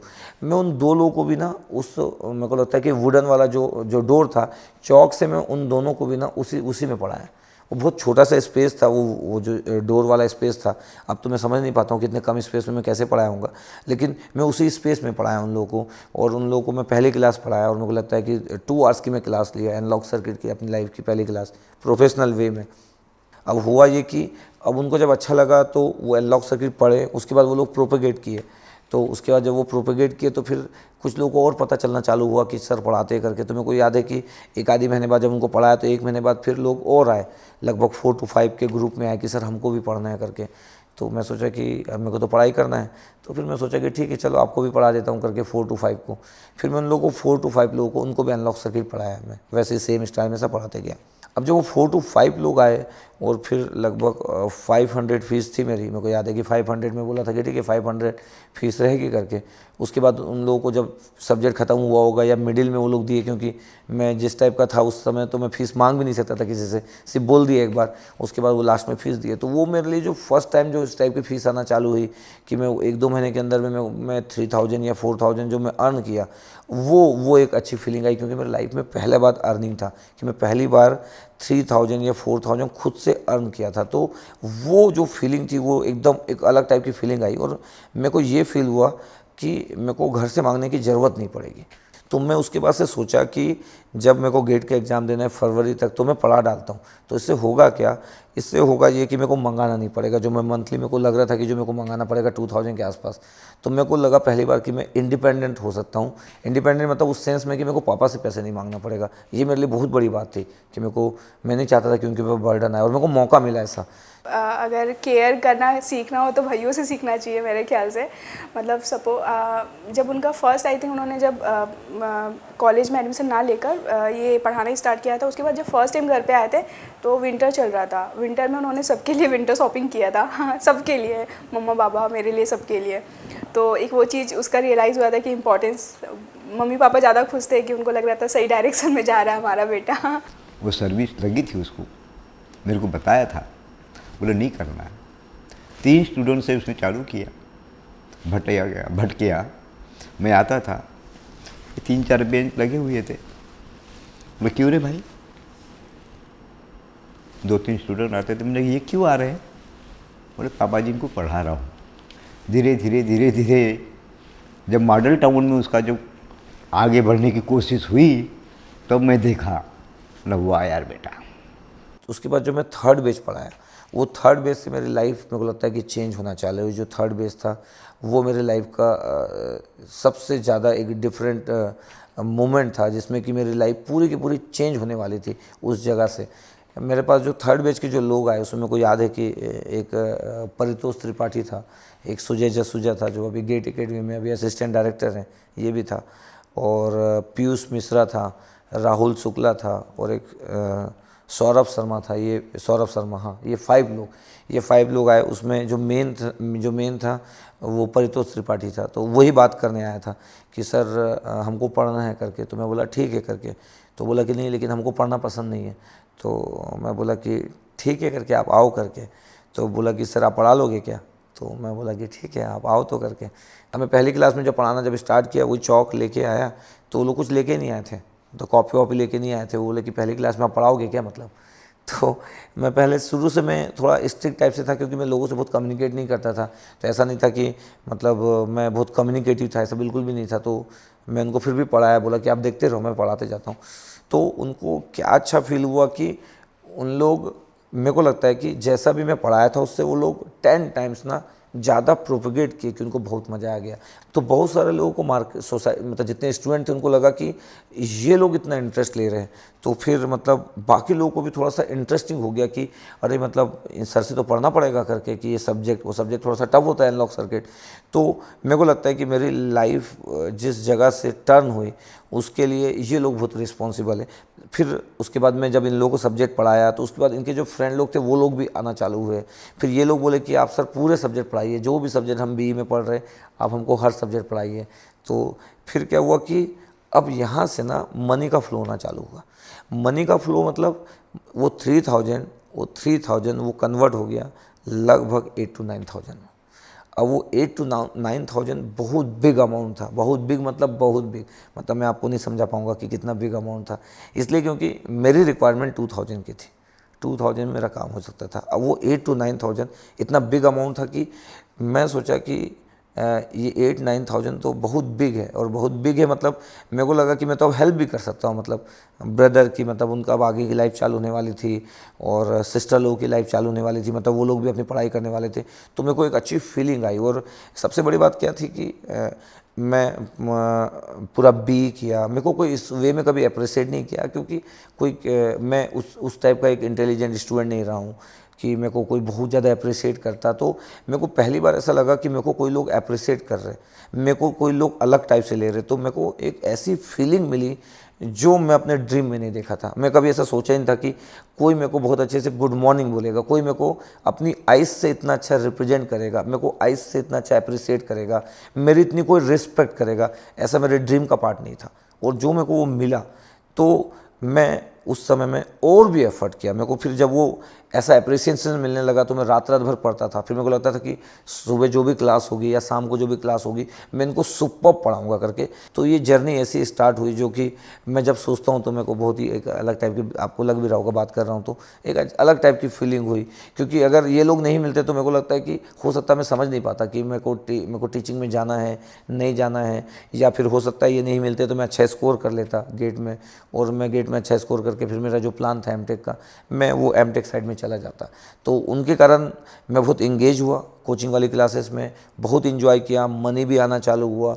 उसके बाद फिर 2005 में फिर बहुत लोगों का फ्लो बढ़ना चालू हुआ, फिर लोग आना चालू हुए। तो ये सब चीज़ें वहीं से स्टार्ट हुई, तो थोड़ा डिफरेंट टाइप की फीलिंग थी वो। उसके बाद फिर ऐसा हुआ कि मेरा BSNL में हो गया, BSNL का एग्ज़ाम हुआ था, उसमें हो गया था, उसमें डायरेक्ट रिटर्न का एग्ज़ाम था। उस समय लगभग 2008 के आस, मतलब 2008 भी नहीं बोलूँगा, 2006 के अराउंड में, 2006 और 7 के अराउंड में जब मेरा हो गया, तो उस समय ज्वाइन करने का मेरा हो गया था कि मैं BSNL ज्वाइन कर लेता, क्योंकि उस समय में उतने ज़्यादा स्टूडेंट नहीं थे, मतलब स्टूडेंट आना चालू हो गए थे, लेकिन ऐसा नहीं था कि इतना था, 20-25 हज़ार तक आपके पास आ जा रहा होगा। तो उस समय मैं सोचा कि चलो ज्वाइन करना है क्या। फिर घर में बात किया तो घर वाले भी बोले कि चलो BSNL ज्वाइन कर लो, परमानेंट जॉब है, गवर्नमेंट जॉब है, बार बार तो मिलती नहीं है, तो आप ले ही लो करके। उसके बाद मैं और भी 1-2 लोगों से बात किया जो मेरे खास होते थे, तो उन लोगों से जब बात किया तो वो लोग भी बोले कि ज्वाइन कर लो करके। पता नहीं क्यों फिर मैं 1-2 दिन अपने लिए सोचा मैं, और मैं जब खुद अकेले बैठ के जब सोचा 1-2 बार, तो मैं फील किया कि पता नहीं मैं BSNL में ठीक है मेरी परमानेंट जॉब होगी, मेरी लाइफ सिक्योर हो जाएगी, लेकिन मेरे को लगा कि ये जो फीलिंग है ये मेरे से तो छूट जाएगी। तो मेरे को पता नहीं, मैं इस फीलिंग को छोड़ना नहीं चाहता था, जो अप्रिसिएशन वाली फीलिंग थी, क्योंकि लिटरली मेरे को पता है कि मेरे को कोई अप्रिशिएट कभी किया नहीं था। BE कंप्लीट होते तक इतना रिस्पेक्ट, इतना प्यार, ये वाली चीज़ें ऐसी मिली नहीं, क्योंकि वो बहुत ही कम लोगों को मिलती है। तो मैं उस चीज़ को बिल्कुल मिस नहीं करना चाहता था कि मेरे हाथ से चले जाए। तो फिर मैं लास्ट मोमेंट पे सोचा कि रिस्क लेने का बनता है, तो मैं पता नहीं क्यों रिस्क ले लिया। मेरे को ऐसा लगा कि ऐसे टीचर में अपने आप को अच्छा फील करता था, तो मैं उस समय इसलिए रिस्क नहीं लिया क्योंकि मेरे को ये लग रहा था कि लोग ज़्यादा आएंगे, या मैं मनी वाइज मैं बहुत ज़्यादा ग्रो करने वाला हूँ। मैं सिर्फ रिस्क इस बेसिस पे ले लिया कि मेरे को लगा कि ये मेरी फीलिंग को टच कर रहा है, और मेरे को जो फील ये दे रहा है वो मेरे को नहीं लग रहा था कि मेरे को दूसरी कोई फीलिंग जॉब में जाने के बाद मिल सकती है। तो मैं लास्ट मोमेंट पे डिसाइड किया कि नहीं जाऊंगा, और फिर मेरा उस समय से मेरा टीचिंग वाला पार्ट इंटरेस्ट स्टार्ट हुआ, और उस समय फिर मैं सोचना चालू किया कि अब मेरे को इस फील्ड में रहना चाहिए। तो वो एक जर्नी जो चालू हुई, तो एक फीलिंग डे बाय डे बढ़ती गई। तो मेरे को लगता है कि मेरी फीलिंग हर दिन हर टाइम के साथ साथ मेरी फीलिंग बढ़ती जा रही थी। उसके बाद गेट के जो स्टूडेंट थे वो लोग इतना अच्छा परफॉर्म कर डाले। अगेन उस केस में भी मैं लकी था कि मैं इतना अच्छा नहीं पढ़ाया हूँगा, मेरे पास कंटेंट ही नहीं था इतना ज़्यादा, लेकिन उस समय में कंपटीशन नहीं होता था, नो डाउट। तो वो लोग इतना अच्छा परफॉर्म कर डाले, मतलब सुजय जसूजा का रैंक 115 आया, राकेश देवांगन था उसका रैंक 98 आया, मेरे पहले बैच के जो स्टूडेंट थे 98 रैंक, 115, अनिल अग्रवाल का 152, गौरव खंडेलवाल का 192। तो आप सोच सकते हो कि मेरे को रैंक याद है। अगर मेरे से कोई पूछेगा कि 3 साल पहले किस किस का एग्जैक्टली क्या रैंक था, तो इतना आसान नहीं होगा मेरे लिए सोचना, लेकिन पहले बैच का मेरे को एग्जैक्टली रैंक याद है नाम के साथ। तो आप सोच सकते हैं कि कितना अटैचमेंट होगा। और उस जो रिजल्ट आया था 2000 उस समय जो मैं गेट की जो पहला बैच लिया था, जो रिजल्ट आया था वो होली के दिन आया था। तो मेरे को याद है, मेमोरेबल होली थी, उस दिन ही रिजल्ट आया था। और उस दिन मेरे को सेलिब्रिटी वाली फीलिंग आई, मतलब लोग मेरे को उस वे में लेना चालू किया कि सर आप तो कुछ भी कर सकते हो, आप पढ़ाए हो तो अच्छा हो गया। तो वो फीलिंग के आने के बाद मेरे को लगना चालू हुआ कि मतलब थोड़ी डिफरेंट टाइप का चीज़ें हो रही है सोसाइटी में, लोग थोड़ा सा इंपॉर्टेंस दे रहे हैं, लोग वैल्यू कर रहे हैं। ये गेट एकेडमी की जो जर्नी रही है, ये बहुत ही एक आपकी एक फीलिंग वाली जर्नी रही है, जो कि आप एक ड्रीम जर्नी बोल सकते हो, जो मेरे ड्रीम का कभी पार्ट नहीं था कि इस टाइप से मैं कभी अपनी लाइफ को कैरी कर पाऊँगा। तो मेरे को जब मौका मिला जीने का, तो मैं जीने पे बिलीव किया, क्योंकि मैं बहुत सारी चीज़ों को मिस किया। क्योंकि मैं 2000 अगर रुपीज़ में अगर पर मंथ अगर मैं यूज करता था अगर मंथ के लिए, जो मेरा मतलब जो मैं एक्सपेंडिचर मेरा जो रहता था 1 मंथ का, तो जब मेरे को मौका मिला जीने का, तो मैं बहुत ही अच्छे से ट्राई किया जीने का। ऐसा करते करते मैं ऐसे पर्सन चेंज हुआ, मतलब मैं वो उमेश धांडे नहीं रहा जो जैसा मैं था, एकदम नॉर्मल गाई टाइप का। लेकिन इस ट्रांजिशन में मेरा टीचिंग वाला पार्ट कभी भी इफेक्ट नहीं हुआ। मेरा टीचिंग वाला part day by day improve होते रहा। अब मेरे को लगता है कि अब मैं जो क्लासेस लेता हूँ और भी अच्छे फॉर्म में लेता हूँ और भी इंजॉय करता हूँ। तो ये इतना सारा अचीव होने के बाद भी मैं अपने आप को जो फील करता हूँ ऐसे टीचर फील करता हूँ। मैं गेट एकेडमी का डायरेक्टर हूँ, बट मेरे को लगता है कि ऐसे ह्यूमन में जब अपने आप को देखता हूँ तो मैं एक अच्छा टीचर हूँ। मतलब एक अच्छा, मैं मैनेजमेंट नहीं बोल सकता कि मेरा मैनेजमेंट बहुत अच्छा होगा, क्योंकि बाई लक ऐसा हुआ कि गेट एकेडमी का मैं डायरेक्टर हूँ। गेट एकेडमी इतना बिग हो गया, फिर हम लोग का पब्लिकेशन स्टार्ट हुआ। आज के डेट में पब्लिकेशन इतना बिग फॉर्म में जा चुका है, सब कुछ इतने अच्छे फॉर्म में सब चीज़ें होना चालू हुई। बट फिर भी मेरे को लगता है कि इन सब चीज़ों के बाद भी मेरे को जो अपना जो हैप्पी वाला जो टाइम होता है, या मेरे जो इंटरनल फीलिंग होती है, मेरे को लगता है कि वो मेरे मनी से नहीं आती है, या मैं इतना अर्न करता हूँ उससे नहीं आती है, या मेरी इतनी बड़ी टीम हो गई उससे नहीं आती है। मेरा जो इंटरनल जो फीलिंग है हैप्पीनेस वाला, वो मेरे क्लासरूम से जुड़ा हुआ है। मेरे को लगता है कि जितने समय तक मेरे स्टूडेंट लोग अगर जानते हैं तो वो समझते होंगे, वो इस चीज़ को बहुत अच्छे से फील कर सकते हैं कि सर सबसे अच्छा जो अपना बेस्ट जो इन्जॉय करते हैं वो क्लासरूम में रहता है। क्योंकि मेरे को लगता है कि उस जगह का मैं तो मेन हीरो हूँ, जहाँ पे मैं सबसे ज़्यादा इन्जॉय करता हूँ। उसके बाद फिर जब भी क्लास से बाहर निकलता हूँ तो फिर मैनेजमेंट है, इतने सारे लोग हैं, इतना सारा बर्डन है, बहुत सारी चीज़ें, लेकिन क्लासरूम एक अलग फीलिंग के साथ है। तो वो उससे मैं प्यार करता हूँ, वो मेरी ड्यूटी नहीं है, वो मेरी ज़िंदगी है। तो मेरे को लगता है कि क्लासरूम को मैं कभी ड्यूटी समान नहीं लिया, और मेरे को लगता है कि आगे भी मैंने कभी भी नहीं लूँगा। तो वो मेरी लाइफ का पार्ट है, और वो उससे मैं उसको अलग नहीं कर सकता। तो मैं कितना भी प्रोफेशनल पर्सन हो जाऊँ, बाकी पॉइंट ऑफ व्यू से जब भी मैं क्लास में रहता हूँ, जब भी मैं डिलीवर करता हूँ, मेरे को लगता है कि उस समय मैं प्रोफेशनल पर्सन नहीं होता हूँ। मैं प्यार करता हूँ टीचिंग से, और मेरे को लगता है कि जब तक मैं पढ़ाऊँगा इस चीज़ को मैं मेंटेन करूँगा। तो मेरा फर्स्ट इम्प्रेशन तो यही था कि आई मीन सर का कि बहुत ज़्यादा हार्ड वर्किंग रहे एंड बहुत ज़्यादा डेडिकेटेड थे अपने वर्क के टूवर्ड्स। तो मुझे लगता था कि भाई मतलब इतना डेडिकेशन कैसे आ सकता है, लाइक 14 आवर्स 16 आवर्स आप काम कर रहे हो और उसके बाद भी आप ये प्लान कर रहे हो कि मुझे नेक्स्ट डे और क्या काम करना है। तो मुझे नेक्स्ट मॉर्निंग मुझे क्लासेस है, 6 o'clock उठना है, 7 o'clock क्लास आना है, नींद हो रही है नहीं हो रही है, क्लास लेना ही है। सो वो वाला डेडिकेशन किसी में कैसे आ सकता है इतना। सो पहला तो मेरे माइंड में यही था कि मतलब यही मुझे सबसे ज़्यादा इम्प्रेस किया, क्योंकि मैं भी हमेशा से ये सोचती थी कि मैं भी बहुत ज़्यादा वर्क करूँ, थोड़ा काम पे ज़्यादा अच्छे से फोकस कर सकूँ। सो मुझे भी एक ऐसी लाइफ चाहिए थी जिसमें मैं फुली इन्वॉल्व रहूँ, डेडिकेशन के साथ काम करूँ। तो मेरा इम्प्रेशन मुझे तो मतलब फर्स्ट वही सर्कल लगा। एक्चुअली शादी से पहले हम जानते थे, भैया ने एज अ फ्रेंड हम लोगों को मिलवाया था, तो हम वही कंफर्ट जोन हो गया था। एक होता है ना कि एकदम से नए लोग नहीं हुआ, मतलब अनकंफर्टेबल वाली चीज़ नहीं रही। तो शादी के बाद जब उन्होंने ज्वाइन किया फैमिली को, तो ऐसा कुछ लगा ही नहीं कि न्यू मेंबर है। और साक्षी की खासियत है ना कि वो 2 मिनट में आपको फ्रेंडली कर देगी, मतलब आप अपनी वैसी चीज़ें भी शेयर कर पाओगे उससे, उतना मतलब इतना बात करती है कि आप आराम से उससे बोल पाओगे। तो नया कुछ नहीं लगा, एक अच्छी चीज़ लगी कि एक अच्छा फ्रेंड मिल गया है, क्योंकि वो चीज़ों को समझती है और चीज़ों को सुनती भी है। हाँ, तो जब सर ने अप्रोच किया सो आई सेड ठीक है, तब हम सोच सकते हैं घर वाले अगर अग्री करें, क्योंकि मैं खुद भी उस टाइम टीचिंग लाइन में ही थी, मैं खुद कॉलेज में पढ़ा रही थी।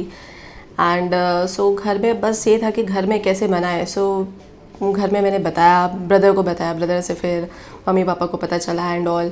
फिर वो यही बोले कि नहीं किस बेसिस पे एंड ऑल, क्योंकि मतलब ऐसा हो जाता है कि फैमिली को खुद से सेट है तो उनको यही लगता है ना कि मतलब अब पता नहीं जो बेटी ने डिसीजन लिया है वेदर इट इज़ राइट और रॉन्ग। सो फिर मैंने कहा पापा को आप एक बार ना आके मिल लो, क्योंकि मतलब एकेडमी जो उस टाइम बन रही थी, ग्रोइंग स्टेज पे ही थी, ये बिल्डिंग भी उस टाइम बन ही रहा था, सेटअप हो रहा था। सो मैंने कहा कि आप एक बार बस जाके मिलो, एक बार आप मिलोगे तब तो डिसीजन ले सकते हो। सो जब वो आए तो फिर पूरी बात की, फैमिली के बारे में पूछे एंड ऑल। तो फिर पापा को भी ये बात बहुत अच्छी लगी कि इन्होंने जो भी किया है वो खुद से ही किया है, कुछ भी बैकअप नहीं था, अपने आप से बनाया। अपना गेट होने के बाद भी अपना गेट छोड़े, एमटेक छोड़े, फैमिली को सपोर्ट करना था तो फिर वो टीचिंग लाइन में आए। एंड उनका ये था मेन कि मुझे फैमिली को सपोर्ट करना है और आगे बढ़ना है, बहुत अच्छा करना है। सो ये सब देख के पापा बहुत इम्प्रेस हुए। पापा को लगा कि ठीक है, मतलब अगर कोई अपने आप से ये सब कर सकता है, खुद से जिसने किया है, तो उसका ग्रोथ तो बहुत अच्छा होना ही है। वो कभी टर्न नहीं हो सकते वो लोग। सो पापा को भी यही लगा कि बहुत हार्ड वर्किंग है। सो ही सेड यस ठीक है, मतलब राइट डिसीजन है करके। हाँ, सो पापा तो चाह रहे थे कि मैरिज हो 14 फेब को, एंड बट 14 फेब को था गेट का एग्ज़ाम, और सर गेट के पेपर के दिन तो मतलब कोई बात ही नहीं है कि सर कुछ कर लें। सो 14 फेब को नहीं हो सकती थी मैरिज हुई फिर 16 फेब को। सर ने सीधा कह दिया कि नहीं भाई गेट का पेपर है, उस दिन कुछ भी नहीं हो सकता, ना एंगेजमेंट हो सकती है ना कुछ। सर एंगेजमेंट 15 को हुआ, 14 को सर फैमिली फंक्शन छोड़ के भी गेट के पेपर्स और स्टूडेंट्स को अटेंड किए, फिर 15 को एंगेजमेंट, 16 को मैरिज एंड ऑल। तो सर का तो यही था कि मतलब गेट के अराउंड तो नहीं, कुछ नहीं, ना गेट के अराउंड ना गेट के रिजल्ट के अराउंड, तो पूरा डेडिकेशन वहीं रहता है। साक्षी से अगर मैं बात करूँ तो बहुत सारी चीज़ों का मोटिवेशन मिलता है उस वे में कि अगर मैं ऐसे टीचर भी जब देखता हूँ तो मैं अपनी लाइफ में जितने भी टीचर को जानता हूँ या मैं जितने लोगों से पढ़ा हूँ, तो मैं ऐसे कॉम्पिटिटर भी देखता हूँ तो मेरे को लगता है कि साक्षी को ही मैं ऐसे कॉम्पिटिटर अपना देखता हूँ कि जो डिलीवर करती है। मेरे को लगता है कि मैं लकी हूँ कि मतलब मेरे लाइफ पार्टनर है और इतने अच्छे वे में डिलीवर करती है, क्योंकि जब मैं टीचिंग की बात करता हूँ तो बात बराबरी की एकदम आ जाती है। तो ऐसे लाइफ पार्टनर भी बात बराबरी की है, लेकिन टीचिंग में ऐसा कम होता है। लेकिन फिर भी मेरे को लगता है कि टीचिंग वाले पार्ट में भी मतलब जैसा उसका डे बाय डे उसका फीडबैक आते जाता है, और कंपटीशन जो हम लोगों का जो वर्कआउट होता है उस वर्कआउट में भी उसका कंपटीशन रहता है, और मेरे को लगता है कि वो बहुत ज़्यादा वर्कआउट अच्छे फॉर्म में करती है। ऊपर से वो इंटेलिजेंट है, मैं तो हार्ड वर्कर हूँ, तो मेरे को लगता है कि उसके और मेरे बीच में जो बेसिक डिफरेंस है कि वो बहुत इंटेलिजेंट वे में अच्छे से हैंडल कर पाती होगी, इंटेलिजेंट वे में चीज़ों को जानती है तो उसके लिए बहुत आसान होता है, और वो डिलीवर भी अच्छा कर पाती है। मैं बहुत हार्ड वर्किंग पर्सन वे में मैं अपना डिलीवर कर पाता हूँ। कहीं ना कहीं हर पॉइंट में 19 और 20 की बात आती है, तो मैं 19 रहता हूँ और वो 20 रहती है। सो फैमिली लाइफ में ऐसा है कि हाँ बिल्कुल, अब तो थोड़ी सी प्रॉब्लम तो होगी अगर हम अद्वैत को घूमने नहीं लेके जाएंगे, तो अगर उसकी मन होगी तो फिर सर बिल्कुल ट्राई करते हैं कि लाइक इवनिंग में एटलीस्ट या उसको क्लास छोड़ दें, क्लास से पिक कर लें, या एटलीस्ट जब वो स्कूल से आ रहा है तब उसको डेफिनेटली कुछ भी मीटिंग में हो उसको छोड़ के एटलीस्ट रिसीव करने तो डेफिनेटली जाते हैं। सो बिल्कुल सर उसको तो टाइम देते ही हैं। और मेरी अगर टाइम की बात है तो मैं तो खुद ऑफिस आती हूँ, टाइम तो यही मिल ही जाता है। हाँ, कभी कभी मैं बोल देती हूँ कि नहीं भाई आज तो मूवी जाना ही पड़ेगा, तो आज नहीं हो पाएगा, आज जाना पड़ेगा, बहुत दिन हो गए। सो वो पार्ट तो सर का बहुत ही अच्छा रहा है। केयरिंग तो नो डाउट बहुत ज़्यादा रहा है। मैं अभी भी अगर कुछ हो गया तो तुरंत हॉस्पिटल लेके जाना है, या कुछ भी जैसे कुछ भी अर्जेंट बेसिस पे नीड है तो बिल्कुल मतलब उसको फुलफिल करेंगी। वैसे मैं ट्राई करती हूँ कि सर का फुल टाइम एकेडमी के टूवर्ड्स, इसके प्रोग्रेस के टूवर्ड्स रहे, तो मैं भी ट्राई करती हूँ कि ज़्यादा से ज़्यादा चीज़ों को खुद से टैकल कर लूँ, क्योंकि मुझे लगता है कि सर का फर्स्ट लव एकेडमी ही है। एंड सर हमेशा बोलते हैं कि गेट एकेडमी से ज़्यादा इंपॉर्टेंट मैं भी नहीं हूँ, कोई और भी नहीं हो सकता, तो फिर मैं उसमें काउंट भी नहीं करती अपने आप को कि मैं रहूँगी उसमें। सो मैं उसके बीच नहीं आना चाहती। तो ऐसा होता है कि मतलब कहीं पे भी अगर मैं और वो कहीं पे भी अगर जा रहे हैं, कहीं पे भी, चाहे इंडिया से बाहर हो, चाहे फिर हम लोग की कुछ भी चीज़ें हो, जो चीज़ें जुड़ी हुई है पर्सनल चीज़ें, हर जगह पे वो हमेशा भारी होती है। बहुत सारी चीज़ें मेरे को सीखने को मिलती है, मतलब बहुत सारी चीज़ें मैं फॉलो करता हूँ। अगर मैं कोई सीरियल देख रहा हूँ उसमें भी उसका इन्फ्लुएंस रहता है कि मेरे को क्या और करना चाहिए। तो मैं अगर अपनी बात करूँ तो मैं कुछ भी चीज़, दूसरी चीज़ अच्छे से एग्जीक्यूट नहीं कर पाता हूँ, कुछ भी नहीं, मतलब कुछ भी नहीं। मैं सिर्फ टीचर, उसके सिवा अगर मैं बात करूं कि घर में अगर लाइट अगर चली गई होगी तो वो साक्षी देखेगी कि क्यों गई है। अगर वो इलेक्ट्रिक बोर्ड में अगर कुछ प्रॉब्लम हो रही होगी तो इलेक्ट्रिक बोर्ड को ओपन करने का काम भी साक्षी ही करेगी। तो ऐसा होता है कि मैं कुछ भी नहीं करता हूँ। तो अभी मेरा बेटा है छोटा, 5 ईयर्स का होने वाला है, तो उसको भी पता चल गया है कि अगर उसके अगर वो कार अगर कुछ ख़राब हो गई है, तो अगर हम दोनों लोग खड़े तो वो सीधे मम्मी के पास आएगा और बोलेगा कि मम्मी इसको आप ओपन करके कर दो। मतलब उसको पता है कि पापा नहीं करेंगे या पापा कर नहीं पाएंगे। तो ठीक है, तो मेरे को लगता है कि मैं लकी हूँ कि इतने स्मार्ट अप्रोच के साथ वो चीज़ों को करती है, और मेरी लाइफ पार्टनर भी है, और हम अच्छे से कैरी कर रहे हैं इतनी सारी चीज़ों को अच्छे फॉर्म में। कुछ उसका जो प्लस पॉइंट रहता है वो मेरे को बहुत मोटिवेट करता है, और मेरे को ऐसे टीचर बनने में भी और अच्छा, मैं और भी अच्छा टीचर जो फॉर्म हुआ हूँ, मेरे को लगता है कि उसका मोटिवेशन उसमें है। पूरा अद्वैत का पार्ट वही देखती है, चाहे फिर मॉर्निंग से उसको प्रिपेयर करने का पार्ट हो, चाहे फिर उसका स्कूलिंग वाला पार्ट हो, उसका होमवर्क हो, उसकी ग्रोथ की बात हो कि और क्या क्या करना है, उसमें भी उसी का इन्वॉल्वमेंट रहता है। तो मैं अब मान सकते हो कि पर्सनल वाली जो चीज़ें है उसमें पूरा इन्वॉल्वमेंट साक्षी का है, प्रोफेशनल वाला जो पार्ट है जो गेट एकेडमी से रिलेटेड है वो पार्ट पूरा का पूरा मैं देखता हूँ। तो हम ऐसे मिल के इस कॉम्बिनेशन के साथ चीज़ों को चलाते हैं, और आई होप कि चीज़ें ऐसी चलती रहे और इसी फॉर्म में अच्छे से चलती रहे। उन्होंने मतलब किसी ने नहीं सोचा होगा कि मुझे आफ्टर 12th DU में एडमिशन कराना चाहिए, बट उन्होंने मेरे लिए बहुत सारी प्लानिंग करके रखी थी। उन्होंने मुझे 11 से ही इनकरेज किया था कि अच्छे परसेंटेज लाओ, उसकी परसेंटेज की इंपॉर्टेंस की, बिना परसेंटेज के नहीं मिलता है एडमिशन। फिर पूरा दिल्ली जाके, फर्स्ट टाइम दिल्ली जाकर पूरे कॉलेजेस का पता करना कि किस में कितनी कट ऑफ जाएगी। वो मतलब वो मेहनत उस टाइम पे इतना रियलाइज़ नहीं हुआ कि इतनी मेहनत होती है, बट अभी पता चलता है कि कितना ज़्यादा उन्होंने सोचा था उस बारे में। तो ये बहुत खुशी होती है एक्चुअली ये सोचकर। और एक टाइम पे ऐसा भी आया था, उन्होंने बाद में मुझे एक्सपीरियंस मुझसे शेयर किया था कि ऐसा था कि शायद नहीं हो पाएगा करके, ऐसा कुछ कंडीशन आ गई थी। तो अकेले में रोए भी थे कि वो मुझसे बहुत सारे प्रॉमिसेस कर चुके थे, और उनको लग रहा था कि अगर नहीं हुआ तो मैं कैसे अपनी छोटी सिस्टर को आंसर करूँगा। तो ये वाली चीज़ इमोशनल पार्ट उनका दिखाता है। और मुझे और छोटू को तो बिल्कुल उन्होंने जो चीज़ें वो नहीं कर सकते थे वो शायद उन्होंने हर खुशी देने की कोशिश की। और फिर उसके बाद मेरा बॉन्ड इतना अच्छा हो गया उनके साथ कि वो हर 2-3 दिन में मुझे कॉल भी करते थे, और सारा क्लास में मैं किससे बात करती हूँ, क्या किया, सारा मुझसे वो पूछते थे। फिर धीरे धीरे वो चीज़ें कम हो गई, लेकिन एक फेज़ था जब वो बहुत अटेंशन देते थे। चाहे वो फिर मेरे बर्थडे पे सरप्राइज़ पार्टी ऑर्गेनाइज़ करना हो, मेरे फ्रेंड्स को इन्वॉल्व करके और सारे मेरे क्लासमेट्स को बुला के, वो तो मैं भूल ही नहीं सकती पूरी लाइफ में। तो उस टाइम तो फिर भी उनके पास टाइम था, तो वो आकर 2 दिन स्टे करके भोपाल में और मेरे लिए सरप्राइज़ बर्थडे पार्टी प्लान कर सकते थे। अभी तो टाइम भी नहीं है, फिर भी अभी लास्ट रक्षाबंधन पे वो ऑफिस में आकर सरप्राइज़ दे के गए मुझे। मतलब मैं नहीं जा सकती थी, मुझे लीव्स नहीं थी, तो ऑफिस में आए, सडनली कॉल किया, अरे मैं तो बाहर ही खड़ा हूँ। और सेम डे पूनम इंदौर में थी, तो उसी दिन फ़्लाइट पकड़ के इंदौर भी गए राखी पे। मतलब ऐसा तो वही कर सकते हैं, मतलब मैंने कभी सुना भी नहीं ऐसा कि किसी का भाई ऐसे किया होगा। तो ये वाला तो केयरिंग पार्ट तो है। उस मामले में मैं इमोशनल हो जाती हूँ उनके लिए। मतलब अगर वो मुझसे 15 डेज़ 20 डेज़ भी बात नहीं करते ना, लेकिन कुछ चीज़ें ऐसी है ना कि वो याद करो तो फिर तो ख़त्म है। मैं कभी नहीं चाहती थी कि हम लोग रक्षाबंधन को ही सबसे, मतलब मैं तो सबसे ज़्यादा इम्पोर्टेंट मानती हूँ, बाकी फेस्टिवल नहीं। मतलब मुझे ऐसा लगता है कि कोई भी फेस्टिवल हो मिस हो जाए, लेकिन रक्षाबंधन पे तो हम चारों को मिलना ही है साल में एक बार। तो ये नहीं हो पाया था, शादी के बाद थोड़ा हो जाता चेंज, लेकिन उनको लगा कि नहीं, मिस नहीं होना चाहिए, तो आए ऑफिस में बैठ के वहाँ पे इधर राखी बंधवाए। अच्छा था वो टाइम। जब भैयू जब पढ़ाना स्टार्ट किए थे तब भैयू फर्स्ट टाइम आए थे पाढ़र। वो फेवरेट राखी थी, क्योंकि ऐसा अभी बहुत कम हो पा रहा है कि हम चारों भाई बहन एक साथ मिल पाते हो। तो वो फर्स्ट राखी थी जिसमें चारों साथ में थे, और भैयू उतने दूर से आए थे, और आई थिंक बहुत कम था, उस कम टाइम में उन्होंने मैनेज करके वो आए थे। तो वो फेवरेट राखी है मेरी। आज भी उसका यानी बेटा जो जैसे शुरू में जैसी भावना थी उसकी, आज भी परिवार के प्रति समर्पित है। आज भी यानी उसमें कमतरता नहीं आई, आज भी उसी भावना से चल रहा हूँ, परिवार को लेके चल रहा हूँ। 50 बच्चों के बीच में या 100 बच्चे के बीच में मैं यदि उनको दिख गया, मेरे चरण स्पर्श जरूर करेंगे वो। ये सबसे बड़ा रिस्पेक्ट है। मेरी बहू यदि क्लास से छूट के आ गई है, क्लास में बहुत सी भीड़ है, और मैं दिख गया, चरण स्पर्श जरूर करेगी। ये सबसे बड़ा रिस्पेक्ट है बेटा। वो 50 आदमी के बीच में बैठा भी हो तो खड़ा हो जाएगा, मैं जाऊंगा तो,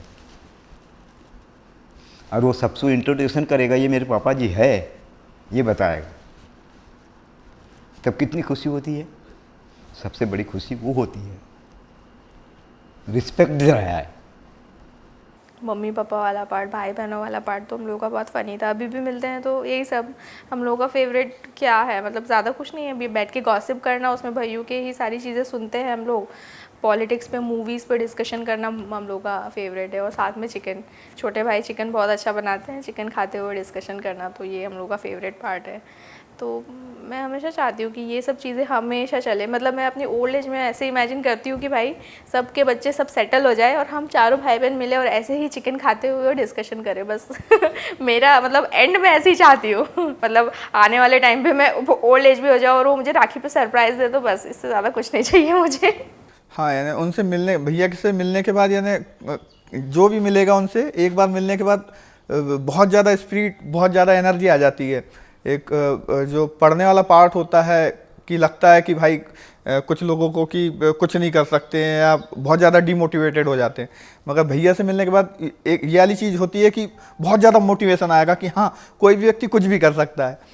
तो मेरे साथ भी यही रहा कि लास्ट टाइम में भी जॉब करते रहा प्राइवेट में, फिर जैसे 33 एज में मैंने भी अभी वेटनरी PSC निकाला, तो यही है ना, भैया का ही गाइडलाइन रहा कि हाँ, यानी एज कुछ नहीं होती है, व्यक्ति किसी भी एज में कुछ भी कर सकता है। हाँ, मुझे याद है जब स्कूल टाइम पे, जब मैं आई थिंक 6 में रही, 6 या 7 ऐसे कुछ रही होंगी, तो भैया मुझे हर राखी पे शॉपिंग कराने ले जाते थे। तो वो हमेशा मुझसे पूछते थे कि दुनिया का बेस्ट ब्रदर कौन सा है, तो मैं उन्हें टीज़ करने के लिए बोलती थी कि आप नहीं हो बस। लेकिन अभी ये मौका है कि मैं बोलूँगी एज अ ब्रदर वो 10 on 10 है, मतलब एक्सप्रेस नहीं कर सकती बट वो समझ सकते हैं, सुनकर समझ सकते हैं चीज़ों को। मैं चाहती हूँ कि आपका फेम जो है वो ऑल ओवर इंडिया सबको पता चले, मतलब किसी टीचर को, किसी स्टूडेंट को, सबको पता होना चाहिए कि हु इज़ उमेश डांडे। मतलब लाइक एक बार सर ने बिल्कुल मुझे कहा था कि कुछ ऐसा करना है, मुझे इतना अच्छे से पढ़ाने, इतने अच्छे वीडियोस बनाने, लाइक कि कभी मैं एयरपोर्ट भी जा रहा हूँ और किसी दूसरे सिटी में ट्रैवल करने जा रहा हूँ, मुझे कोई स्टूडेंट मिल जाए तो बिल्कुल बोले सर आपके साथ एक सेल्फ़ी लेना है। सो बिल्कुल मुझे वो वाली लाइफ चाहिए, and I hope and I know ऐसा होगा, बट आई होप कि जल्दी से जल्दी हो, कि बस हम लोग कहीं जाएं अगले ट्रिप पे और कोई स्टूडेंट मिल जाए और बिल्कुल बोले सर 1 सेल्फ़ी आपके साथ। हाँ, और थोड़ा सा गुस्सा कंट्रोल करना है, स्ट्रेस थोड़ा कम लेना है, और मेरे साथ 1 और 2 सीरीज़ भी बैठ के देखना पड़ेगा मैं बता दूंगी कौन सा, एंड थोड़ी मूवीज़ भी जानी पड़ेंगी मेरे साथ, थोड़ा सा टाइम तो निकालना ही पड़ेगा। एंड गेट एकेडमी के लिए तो हम दोनों, मतलब मेरा फुल सपोर्ट रहेगा गेट में, ऑल्दो मैं ज़्यादा टाइम नहीं दे सकती, थोड़ा अद्वैत का भी मुझे देखना रहता है, बट मैं बिल्कुल ट्राई करूँगी कि गेट एकेडमी के प्रोग्रेस में थोड़ा सा इन्वॉल्वमेंट मेरा भी रहे आपके साथ साथ, सो दैट हम लोग इसको बहुत ही हाइट पे ले जाएं, एक टॉप इंस्टीट्यूट के फॉर्मेट में ये आए और सब लोग आपको जाने। एंड बस वही एयरपोर्ट वाला तो बिल्कुल होना ही चाहिए एक दिन। अब अगर मैं से अगर कोई पूछे कि आप क्या क्या सोचते हो, कि आप क्या करना चाहते हो, तो मैं चाहता हूँ कि एजुकेशन वाले पार्ट को इंडिया में और भी अच्छे लेवल पे इसको इम्प्रूव किया जा सकता है। मेरी प्लानिंग का पार्ट है, जैसे कि हम अभी जैसे मैं ऑनलाइन इतनी सारी चीज़ें प्रोवाइड कर रहा हूँ, अभी हम लोग गेट एकेडमी प्लस वाला जो चैनल ओपन किए, आगे आप देखते जाइएगा कि मैं प्लान और भी कुछ कर रहा हूँ। प्रोमिसेस नॉर्मली मेरे को करना ठीक नहीं लगता कि मैं कुछ प्रोमिसेस किया उसके बाद नहीं कर पाया, लेकिन मेरे को लगता है कि अगर मैं पूरे इंडिया को कनेक्ट कर पाऊँगा और बहुत सारे लोग, अगर स्टूडेंट लोग अगर कनेक्ट हो पाएंगे और अगर हम अच्छी सर्विसेज देंगे और लोग अगर सेटिस्फाइड होंगे क्वालिटी ऑफ कंटेंट से, तो मेरे को लगता है कि मैं इंजीनियरिंग स्टूडेंट, जितने भी इंजीनियरिंग स्टूडेंट्स हैं, उनके लिए बहुत कुछ अच्छा करना चाहूँगा। फिर देखते हैं कि किस फॉर्म में और अच्छा कर सकते हैं। सोसाइटी के लिए मेरे को हमेशा से था कि सोसाइटी के लिए अच्छा करना है, तो फ्री ऑफ एजुकेशन के रिस्पेक्ट में किस वे में सोच पाऊँगा, और भी हम लोगों से अच्छे लेवल में कौन से लोग जुड़ेंगे, कितने अच्छे लेवल में अगर हम बहुत सारे लोगों को अगर जोड़ पाए, एक सोसाइटी में फॉर्म करना चाहता हूँ कि अगर एक अच्छी सोसाइटी बने जो लोगों के लिए काम करना चाहती है, जो स्टूडेंट के लिए काम करना चाहती है, जो उनके ग्रोथ के लिए बात कर सके, ये सब मेरे प्लानिंग का पार्ट है। तो मैं इस डायरेक्शन में, अभी मेरे को और भी लोगों की नीड है, जो लोग इस विजन के साथ मेरे साथ आए, जो ये सोचे कि ठीक है हम कुछ लोगों के लिए कुछ करते। लेकिन मेरे को लगता है कि जब भी मेरे को टाइम मिलेगा, जब भी मेरे को मौका मिलेगा, जब भी अपॉर्चुनिटी मेरे को मिलेगी, तो मैं इस बारे में ज़रूर करूँगा, और इस बारे में मैं श्योर हूँ। मेरे कुछ प्लानिंग के पार्ट है जो मैं अभी किसी से डिस्कस भी नहीं करता हूँ, लेकिन मैं उस बारे में सोच रहा हूँ कि और क्या चीज़ें अच्छी की जा सकती है। तो मैं सोसाइटी को यही बोलना चाहूँगा, या स्टूडेंट लोगों को यही बोलना चाहूँगा कि अपने बारे में सोचे और इम्प्रूव करें और हार्ड वर्क करें, और अपने जो वीकनेस है उनको इम्प्रूव करें।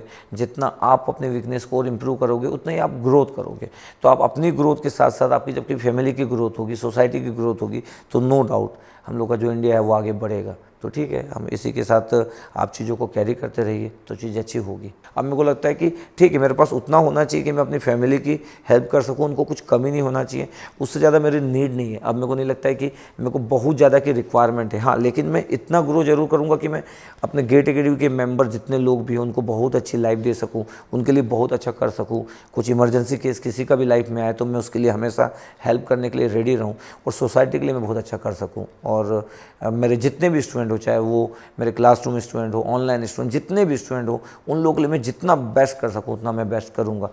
ठीक है, कभी कभी मेरे को फील होता है कि मैं पर्सनली तो मैं अपने बारे में कुछ सोच ही नहीं रहा हूँ या मैं इन्जॉय नहीं कर रहा हूँ, लेकिन मैं फिर भी कई लोग जैसे मैं जो लोग मेरे को जानते हैं उनको लगता होगा कि 2-3 ईयर्स हो गया ये कहीं घूमने नहीं जाता, कहीं कुछ इंडिया में किसी जगह को देखा नहीं होगा। लेकिन मैं अपना पूरा का पूरा जो इन्जॉयमेंट है, मैं पूरा का पूरा हॉलीडे है वो पूरे क्लासरूम से पूरा निकाल लेता हूँ। तो मेरे को नीड नहीं होती किसी दूसरे मोटिवेशन की, किसी जगह की, किसी हॉलीडे की लीव की, मेरे को कुछ चाहिए ही नहीं। मेरे को चाहिए मेरी सिर्फ क्लासरूम। तो देखते हैं ये जर्नी कब तक मैं इस चीज़ को ऐसा कैरी कर पाता हूँ।